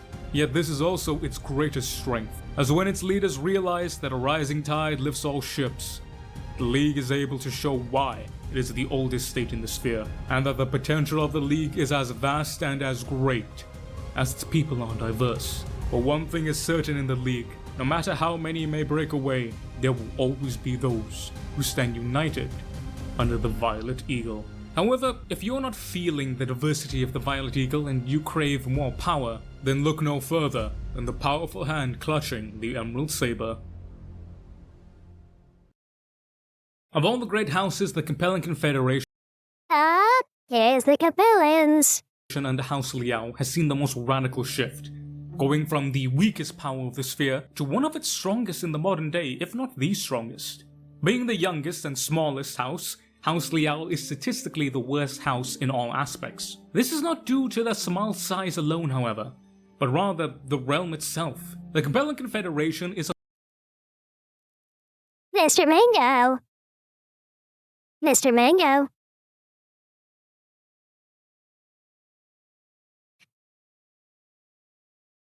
You said that the leader of House Liao lived the same as everybody else. So everybody else has their own army of guards? And a big giant throne room and chair? a totalitarian police state, with supreme power being in the hands of the Chancellor, that being the title of House Liao, with there being two major classes of people: citizens and servitors. Citizens have some basic rights which must be earned by service or payment to the state, and then we have servitors, which are essentially one step away from being a slave class. To give you some Yeah, that's what I thought. That's what I thought about it. I was like, that sounds very, North Korea or Soviet Union. First among equals, idealized communism. Yeah. perspective, each child that is born in the Confederation does not actually belong to their parents, but rather they are charges of the state under the care of parents given to them permission by the state until the age of 15, where they then take the test to see if they are eligible to become a citizen. The real world influence here is quite obvious, although of course heavily exaggerated, thankfully. And again, I can't outright state it because YouTube will get mad, but if you didn't get it from the intro skit alone, yeah, you're lacking a little bit there, pal. Combine this with the rulers of House Liao often either being self-serving or paranoid, or in sadly most cases both, means that for the longest time they were considered to be the runt of the sphere. Indeed, the rest of the inner sphere seemed to dislike the compelling confederation. This, however, is not without merit, as the culture that the confederation bred was one of a cutthroat and distrust. This then led to most compellans being shady and double-crossing, with the phrase "never trust a compellan" becoming widespread in every part of the sphere. The confederation was on a steep decline, both internally and externally. Yet, then the clan invasion happened. The compelling confederation was not directly affected by it, and thus had some time to breathe.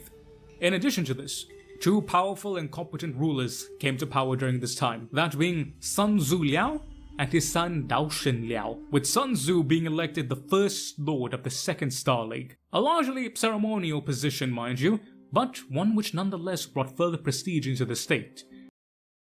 Okay. So, I'm guessing the Sun Tzu Liao was like the wise one? And then the other one was probably like the barbarian? That's like the impressions I'm getting, at least. Prestige, which it had sorely lacked. This, in combination with an easing of control over the economy and military, as well as giving more power to the other governmental bodies of the Confederation, led to unparalleled explosions in growth and success both, leading to the state that was once on the verge of death, reach the precipice of greatness. With an unexpected side effect of this being that the lives of the compelling citizens getting just that much better. But that then leads to the elephant in the room. In truth, the Confederation was the hardest for me to write of all the great houses. Not for the reasons you might think. If this were just the history up to 3052, it would be easy. Compelling Confederation number 2. Done. The St. Hives Compact is indeed a real country.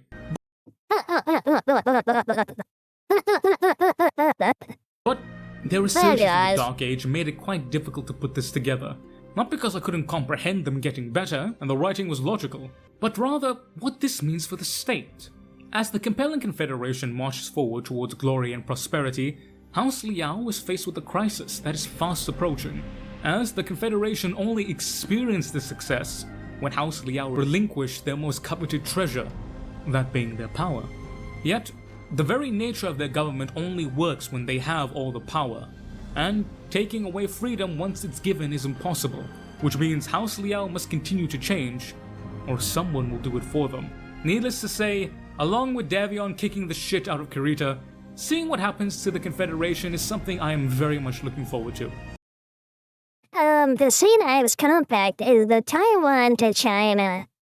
Okay, that makes sense if there would be something like that. In summary, the people of the Confederation love their state, even before. I mean, from everything I hear, cause so we have a few contractors who are who used to be under the H-1B program, and then they got dual citizenship. So they have citizenship here and citizenship in Taiwan, and we have a couple of them here. And from everything I hear, Taiwan's very nice, even though it's right next to a really evil country. It sounds very nice. Also, they're incredibly competent. Just incredibly competent. Well, not unreasonably, but I say compared to everyone else that I work with. They're very good at their jobs. For the resurgence, whether this is due to ignorance, indoctrination, or by some miracle they actually love the damn thing, they will stand and they will die for the Chancellor.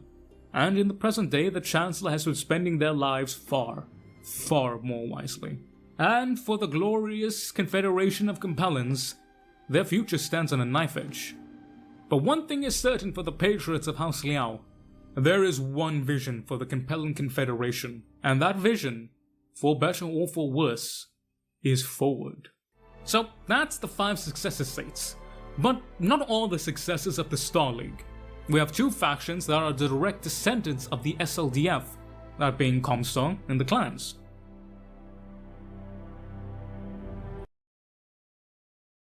Wait, what is it saying? That being Comstar and the clans. Red Predatory Duo Foco. I so much love how there's these little Easter eggs here that is so funny. Oh, even if there's a bunch of things wrong with it, right? A lot of the stuff that men build, it really is. At the very best, it's fun and good and great. At the very worst, it's still entertaining. Comstar was formed from the few SLDF regiments to stay behind on Terra to guard the HBG network under Jerome Blake, who was the last employee of the SLDF and thus Star League. However, by some miracle of humanity, the descendants of Comstar thought that his writings and musings were in fact prophetic writings. So these are the space mystic, phone company people. Okay. And thus they spawned their own pseudo-religion, which would eventually turn into a full-on religion of the extremist variety. They then also decided that it was best for the inner sphere to lose as much advanced technology as possible. They did not start this, mind you. We have good old strategic nuclear weapons to thank for that, but they hindered every and all attempt of any power to gain any type of advanced tech, which became known as Lost Tech. In addition, they played politics with the great houses, sparking conflicts and prolonging already existing ones for their own benefit. This, however, wasn't always the path intended for Comstar, as under the aforementioned preceptor Marshall and Associates Vogt, he decided to make Comstar lose the whole religious aspect, and transition them into more of a silent protector rather than a shifty backstabber, as shown in the Battle of Tukid, where they were the only force with the skill and technology able to stand against the clans. Not everyone would be on board with this, however, and this would sadly plant the seeds of a civil war within this vital agency, in which the secularists lost, and then resulted in Comstar becoming a full-on extremist religion known as the Word of Blake, climaxing with the Word of Blake kerfuffle, with the galaxy being shattered utterly. To add context to this, of all the great army houses with the exception of the compelling Confederation, lost 75% of their total military strength alone, excluding the billions of civilians that died and the years of civil infrastructure that was razed. If I remember right, there's something like thousands of worlds in the inner sphere. If not like, it probably more? And 75% of the great houses losing like 75% of their forces, like their military. And you gotta think there's gotta be billions in the military at least. And then like quadrillions of citizens.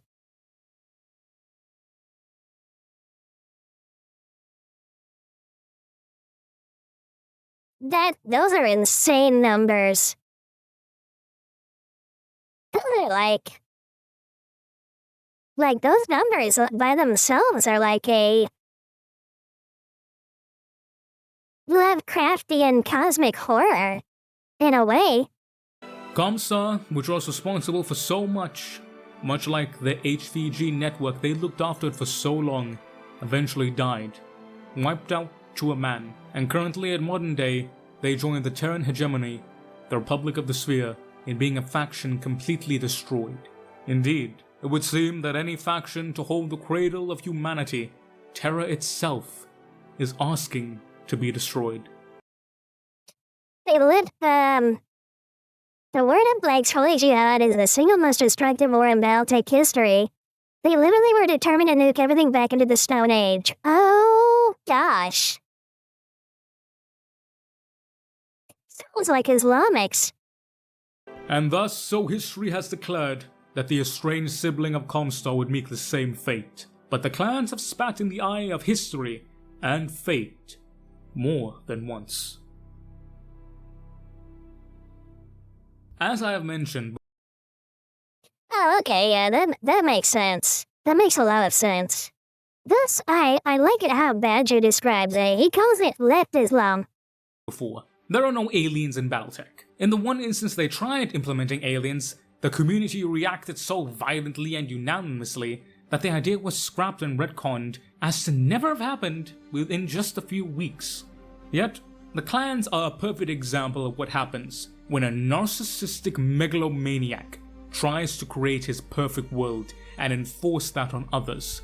And in spite of centuries of mental and genetic indoctrination, despite a society that rejects the very core of human existence that is emotion, a society with great gusto and false moral righteousness screams loud and proud that might makes right, and that those who cannot fight are little better than property, with them enacting a war that nearly sundered the galaxy as we knew it.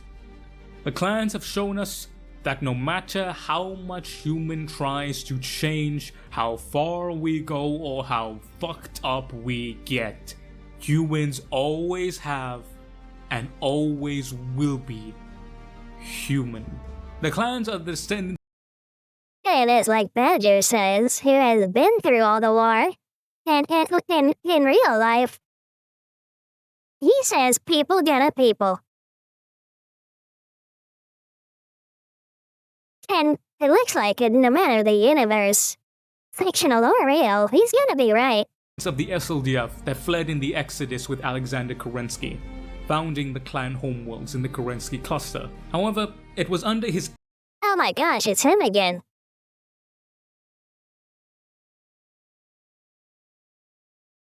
Yeah, everything about him just screams creep. Why anybody would follow him is just... It's sad. abject failure of his son Nicholas Kerensky, who decided to recreate the society of the SLDF into a clan system based on the writings of Genghis Khan and Chairman Mao, with him at the bloody head of it all. Damn. Of course. Yeah, I get that feeling. Complete creep.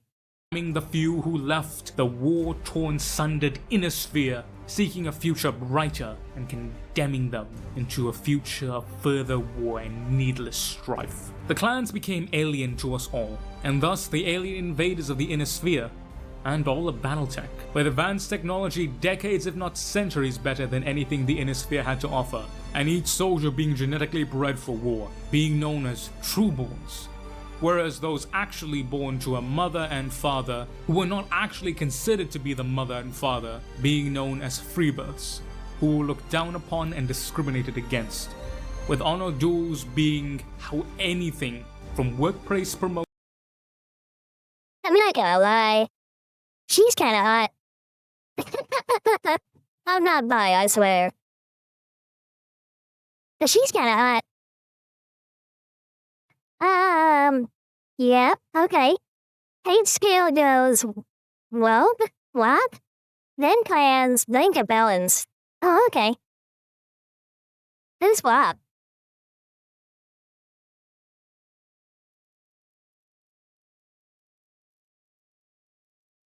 Here's swap, are they someone that's not talked about yet? Or did I miss something? BattleTech has a lot of sexy mechwarriors, both men and women. Well, I appreciate that. I mean, I get described in the same way, but it's different to see someone else like it. But yeah, who's this swab? Are they like another faction that will be talked about?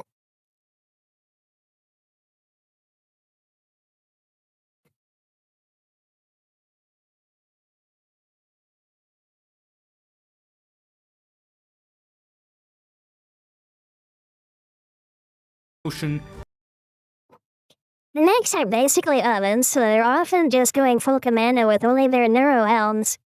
Okay, that makes sense. Wow, the word of... Oh, okay, so it's they were called the Blackists. The Comstar Blackists. Okay. Yeah, that makes sense. Inter-clan disputes were solved, with the warrior being all, and everyone else being a simple mechanism that allows the warrior to fight. From this staunch way of life, we see that since the reinduction into the sphere, the different clans have become their own unique entities. This one looks, this one right here looks like it could be like someone took like a building and then put arms and guns on it. Since the reinduction into the sphere, the different clans have become their own unique entities. From Clan Diamond Shark, who rejected That's a Warhawk or a Masakari. Oh, okay. any of the clan rules against mercantilism and capitalism, who stand as one of the biggest arms dealers in the sphere, to Clan Ghostbear and Snowraven, who saw that the teaching of the clans were objectively wrong, and that the inner sphere was not only worthy of being called warriors, but also friends, and eventually family, forming the hybrid states that have become both stable and prosperous, of the Ghostbear Dominion with the Rosselhake Republic, and the Snowraven Alliance with the Outworlds Alliance respectively. The Clan Jade Falcon, who have seemingly resigned themselves to being the antagonists of every conflict, leaving them alone with naught but their pride. The Clan Wolf, who stand at the center of the sphere as the Wolf Empire, The new masters of terror, yes, but the masters of their destiny, only time will tell. Indeed, gone are the days of Crusader and Warden clans, for the clans have become something, the very thing they try their hardest not to be. They have become human, and for better or worse, a permanent part of the Inner Sphere. Now those are all the major players of the Inner Sphere. And let's have two names, their Inner Sphere designation, and the clan designation, so you often hear Inner Sphere name, then clan. Oh, okay. Yeah, that makes sense. Okay, I was wondering why it had two names. But there are just two more places I want to touch on, that being the Rosselhague Republic. The Rosselhague Republic is essentially Northern Europe, a combination of different Nordic countries together, though they most likely should have. So Warhammer is Masakai clan Warhawk. So wait, isn't the Warhammer a different one? Oh, so Warhawk is Masakai clan. Okay, yeah. I got it. Been Polish, because they have a history of being gobbled up and devoured, of being a buffer state between great powers, emerging in the 3020s as a combination state formed from the old Rosselhague military district of the Draconis Combine and some parts of the Lyran Commonwealth space. They would eventually lose a solid 20 years of independence before being ruffle-stomped by the clans. However, Clan Ghostbear being the most family-oriented. So basically, they just achieved freedom and independence. And then the clan invasion happened. And then they lost their freedom and independence. That's a very sad story, but as short and sweet as possible, I think. Fire Mango, yep, yeah, that's the... It's so sad. It really is. Almost as sad as a, an unborn child being refused the chance to life. Almost as sad. But we're talking different orders of magnitude here. Of the clans saw the nobility and staunch defensiveness of the Rosselhagians and their sheer, unwavering, unbroken spirit, and began to interact with them, and eventually that will culminate in the Ghostbear Dominion, with the... They fought for 400 years for 20 years of independence. Oh gosh. All of that for so little. I mean, at least they got some of it. So like, there's a little bit of a silver lining. They got it once, which means they could probably get it again. Rosselhagians making a great impact on the Ghostbear friends, and vice versa, showing that despite it all, the people of Rosselhague will always stand defiant. Also, Space Vikings, pretty cool. We then have the Periphery. The Periphery is anything you want it to be. If you want a gladiator planet, you have Solaris, Space Texas, the Taurian Concordad, or if you want... Oh yeah, Badger's a big fan of the Taurians. Las Vegas, but galaxy size. I present to you the Magistracy of Canopus. Oh yeah, we were talking about Canopus not that long ago, weren't we? Or at least I think we were. Canopus was the one that was like Space Vegas and like Babylon essentially, right? And it's ruled by loose women. Is that basically it? Okay, I thought so. And of course, everyone's fan favorite, the Agoran Coalition. We even have Space Romans as well, and then you got the Deep Periphery, which is several times more fucked up. But they all have one thing in common. They all hate the Inner Sphere. Because you're stuck in the Periphery. Oh no, oh yeah, you've lost everything that you've held dear, but at least you're not in the Inner Sphere. And that brings us to an end to all the factions. Now don't worry, they'll get their own unique episode, I promise. But we got one more thing we gotta talk about before we end this. And that being the main reason why everyone gets into the hobby. Because while you may stay for the characters and the factions, you come here for the goddamn giant robots. Indeed. That's what it seems like, at least. Although I do love how there's like this really deep like lore for like everything. And it's like deep and hard. You know what I'm saying, Mr. Mango? Battle mechs. The kings of the battlefield. However, not the only ones. Most people tend to forget that there are artillery, tanks, armored transports, as well as aerospace fighters and warships in the latter half of BattleTech that make up a substantial part of any military, with such icons such as the Demolisher, the Manticore, and the SRM carrier, reminding mech pilots that while they may be the king, they are certainly not invincible. And then of course there's always a good old long tom, because it doesn't matter how many mechs you have when you are targeted via grid squares. God bless heavy artillery. Mechs can be divided into 5 different categories. The first being light mechs, which range anywhere from 20 to 40 tons. These are your scouts. They're meant to harass other mechs, spot targets for any type of artillery or aerospace assets, or to harass infantry. They can do anything really. Just don't put them up against anything heavy because they're gonna end badly. Even the Hollander is gonna run like a locust when it sees an Atlas. We then have medium mechs. Medium mechs in conjunction with heavies make up the backbone of most Innisphere militaries. Mediums are your all-rounders, ranging anywhere from 40 all the way up to 55 tons. You can have the lighter mediums, which are essentially heavier lights, or the heavier mediums, which are essentially lighter heavies. A bit redundant, I know, but that's the point of a medium mech. They can be fitted and outchanged to so many different fashions.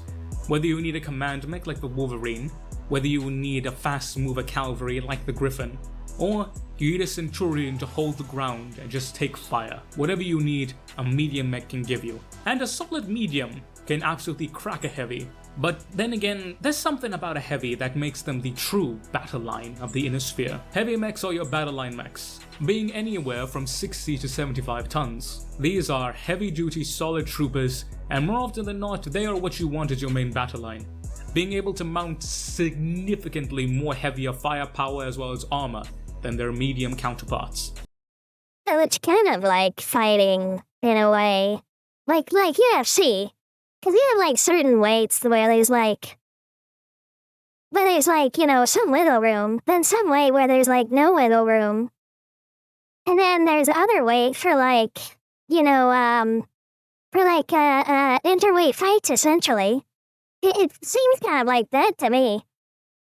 And generally speaking, due to the larger sizes, being more forgiving in terms of customization and adaptation, with venerable monsters such as the Marauder, or the more commonly available Warhammer, to the iconic Thunderbolt, and the trusty good old Archer. But sometimes, solid isn't enough. What you need is a brick shithouse of a mech with enough guns to make a battleship blush. And that, ladies and gentlemen, is where we get to assaults. These chunky fellas are anywhere from 80 all the way up to 100 tons. Assault mechs are in their name. Slow-moving, hard-hitting, built like a brick shithouse on enough ketamine to kill a motherfucker. Everyone loves assault mechs. From the lighter assault mechs such as the Awesome and the Victor, which are far more maneuverable and adaptable and very dependable, such as the Highlander who will turn you flatter than a pancake, or very much so, the exact textbook definition of an assault mech. That is the Marauder 2 and the venerable king of all monsters, and undisputedly the greatest battle mech, if not in actuality, but definitely according to the love of the fans, that is the Atlas. With Mr. Alexander Kerensky himself directly helping to create the Atlas. Oh, okay, and he was like the SLDF like leader, right? Okay. Well, that makes sense. If I remember from the last video about him correctly, he was a very, he was like a space Russian. And he was very, very in the face to like, the enemies of the SLDF, essentially. So that makes sense. Yes, the Atlas is the battle mech. Okay, that makes sense. For this man wanted a mech as powerful as possible, as impenetrable as possible, and as foreboding as conceivable, so that fear itself would be our ally. And Yeah, that sounds about right. Made by Mr. Soupstock himself, Kerensky. by the good God Almighty, the Atlas is that battle mech. Of course, we then have super heavy mechs, which are usually just pieces of shit, but they're passion projects by people who have more money than sense, aka House Steiner. And finally, our fifth category, that being Omni-mechs. Omni-mechs were a creation of the clans. Essentially, when you create a mech, you got to decide what you're going to put in it. This could be anything from missiles, to lasers, to autocannons, to Gauss rifles, to chemicals, to flamers, or a PPC. What is a PPC, you may be asking? Imagine the love child of a large laser and an AC-20 having the wildest night of the most kinkiest sex you could ever imagine, baby. That is a PPC. Shout out to the real OGs who really know that. If you remember that joke, Okay. That's understandable. god damn it, I love you very much. However, with Omni-mechs, you can then fill out individual weapons based on Omnipods. You want autocannons? Load up 2 Omnipods of autocannons. You want large lasers? Go ahead and load up the large laser Omnipods. It's incredibly... So, an Omni-mech's basically like a mech frame that's like a multi-tool. Or multi-weaponry, basically. Mech Lego loadouts. Yeah, that's exactly what it sounds like. I like it. It's really fun. customizable. The one downside... It's not that. If I wanted like a mech, they had seeding cannons, right? And I could have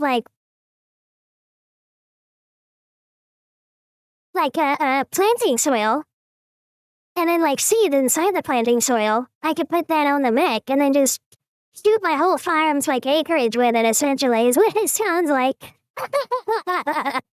being that you can't customize the frame, armor, or engine. So, in some cases, it's actually less customizable than the standard mechs. You can swap from ballistic weapons to energy. Oh, okay. Though I Sounds prefer my handy. good old standard mechs because Omni-mechs are usually significantly expensive and far more harder to maintain. I'll take my good old Centurion with an AC-10, or a Gauss rifle if I'm feeling frisky. Wee. And finally, I can't stop without mentioning battle armor. If you run out of ammo mid-battle. Oh, okay, so that way you can continue the fight if you don't have enough. If you have cannons and you run out of shells for the cannons, then you switch to what did he say earlier? The PPCs, right? Okay, that makes sense. Battle armor is essentially power armor, and this ranges from 1 to 2 tons. With you have lighter infiltrated variants to the Federated Sun's Grenadier, which is basically Terminator armor but a chunky fucker, and goddamn it does it look good. Mwah. So that's the hardware that makes the world go round. But I still got a question that I need to finish answering for y'all. Instead of needing to do a full refit at a dock, 30 minutes with a field mech can give you PPCs. Okay. So when you're out in combat, you could do that also. Okay. Yeah, that sounds very handy. When discussing BattleTech, or any fantastical universe of fiction for that matter, this question always comes up. Why? Why should I love this IP? What makes this one so different from all the others that I should give it my time and maybe even my love? And when it comes to BattleTech, there is only one answer. No, it's not the factions. Space Japanese, Space Germans, Space Arthurians, they all have some similar entity or other in some other IP or setting. As for the clans or Comstar, they are rather unique, but their core aspects not something special or new. A culture rapidly changing from ours, or religious fanatics, is something that is not new. You can find those in pretty much every other setting. It's not the hardware either. Mechs are nothing new, and BattleTech isn't the only hard sci-fi setting there is. And while I'm not taking anything away from this setting, and in fact I will actually contradict myself here a little bit, by saying and standing on the fact that BattleTech has some of the most unique and logical writing I have ever read from any IP, which comfortably brings me to what I think is the real reason why BattleTech deserves your love and dedication, and why you should love this IP. That being the stories, and moreover, the characters. Well, as I've said a few times now, the lore and stuff from like BattleTech is very hard and very deep, and I enjoy it immensely. It's really fun. Of said stories. Some of you may be rolling your eyes or sighing in disappointment, but hear me out. Hear me out. When you read a BattleTech story, any story, not only do you understand the story, but you feel the story. Like you really feel it. BattleTech rekindles the imagination of its readers by invoking reality. Because when you read about a Davion militiaman who's sweating in his blackjack, going over the same drill he's gone over for God knows how long, just because he heard that there have been some pirate activity remotely close to him, and he's worried out of his ass for no goddamn good reason. And this is the only bloody thing that calms him down. You're not reading a new story. You're reliving an old story from the 19th century, where a local militiaman is practicing with his rifle just because some news came in about roaming bandits. Just replace a mech with a musket, and there you go. The sheer awe and excitement that someone in BattleTech has when they see an Atlas is exactly what we get when we see an Abrams. When you hear about what one faction has said or done on the Hollow News, you know exactly what the others will think about it and how they will react. Just like when you and I see the headline of today's news. That is what BattleTech does so well. And thus it's called the most grounded one is what I've heard. It's like I said earlier, when I was first hearing about all of this, because it's very tied to reality, like our reality in many ways. And it for me, hearing about it and listening to videos about it, it feels like something that could have happened to us in an alternate timeline. And it's related to us in a way. So on one hand, it's like a hopeful progression towards a future because of the tech and humanity going among the stars and outlasting our more destructive ends. And at the other end of it, it's like a continuation of humanity past. It's very hopeful in many ways. And it feels like something that could happen. Mr. Mango, a historical setting for a time that hasn't happened. I don't think there's a single other sci-fi universe that captures the depth, complexity, and overall consistency that BattleTech has. Yeah, it doesn't sound like there is another one. And I like that, I really do.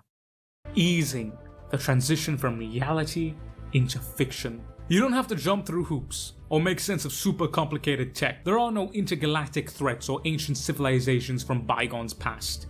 There's nothing mysterious that holds hidden ancient secrets of foul eldritch abominations. The entirety of BattleTech is only 1,000 and 1,100-ish years in our own future. It is because of this that it feels like our history. Hell, BattleTech even writes itself directly from our history. There are direct correlations between BattleTech and our world, from Christianity and culture to damned fried chicken and general bloody motors. The goal of any writer is to make it easy for the reader to be immersed into their world. But BattleTech takes this a step further and makes it second nature to be immersed. Because BattleTech feels real. And despite how real it feels, and the real world, and how real the world plays out, it still manages to capture some imagination and awe-inspiring wonder that our real world has. So much so that we end up wanting BattleTech to be a window into what our future could be, except only better. Just like how today we hope and pray that what we've read about in the history books will not repeat itself, and that what scientists and academics have predicted for the future are merely the beginning of how good things could be, not their end. We hope for a future that is brighter, that is kinder, that is better than we are. And yet we know that it will not be so, that there will always be some challenges, some evils to fight. And yet, we don't look away at it with despair. We don't cower away from the future, loathing and lamenting that we were born in the here and now. Nay, we look forward to the future, and in one defiant voice, we say, well, bring it on, chucklefuck, we're humanity and we're not gonna go down easy. We'll make a happy place for us despite what you, who, or whatever the fuck you throw at us. Because we're humans, and that's what we do. And ladies and gentlemen, BattleTech is the most human setting I have ever read. I agree with him on all of that. 100%. Basically, that's like everything I was trying to say earlier, but I really couldn't find the words. And that is why you should love BattleTech. So, thank you guys very much for watching. Thank you for 20,000 bloody subscribers. My god, that's crazy. I hope you guys enjoyed this video. This is my first foray into BattleTech. I put a lot of effort into this and you can feel my love in this thing. Give this a shout, give this a try. I know a lot of you are from 40k, but 40k people, we tend to like BattleTech. I do at least. Gonna be more of it coming on the channel, look forward to it, but don't worry, still plenty of 40k content coming as well. Okay, that looks like the end of the video. Yeah, that was fun, I liked it.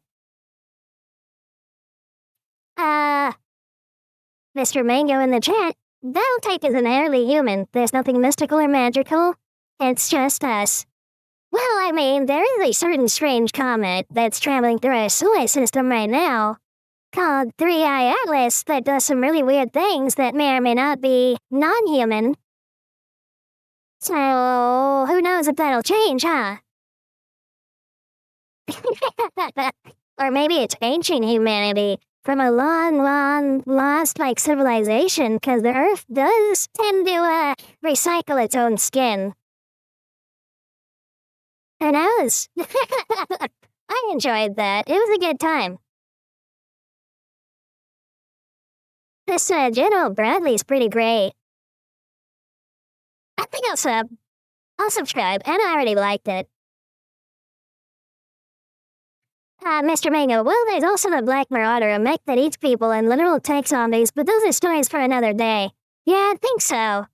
Plus, some of these other things I need to go and do. Like, I got to go do my laundry, gotta do chores, get everything ready for this next however long I'm gonna be working. It's very rare for me to get days off now because of how busy we are. But I do enjoy the times I get to spend with all of you. So thank you for that. And thank you for being here. I do appreciate it. You should also clip this stream and upload this. Oh yeah, so Badger taught me how to use the clip thingy on OBS. So I plan on jumping onto that one too. But that being said, this was a lot of fun. I did enjoy this. And I hope no matter who or what or where is watching, that you had a wonderful time and that it made your day better. The other one did big numbers. Well, I hope this one does too. Of course, Mr. Mango, I really did appreciate this. And like I said, the BattleTech lore is hard and deep.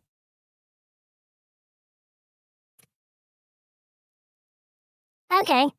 And for everyone else, thank you very much. I did enjoy this one.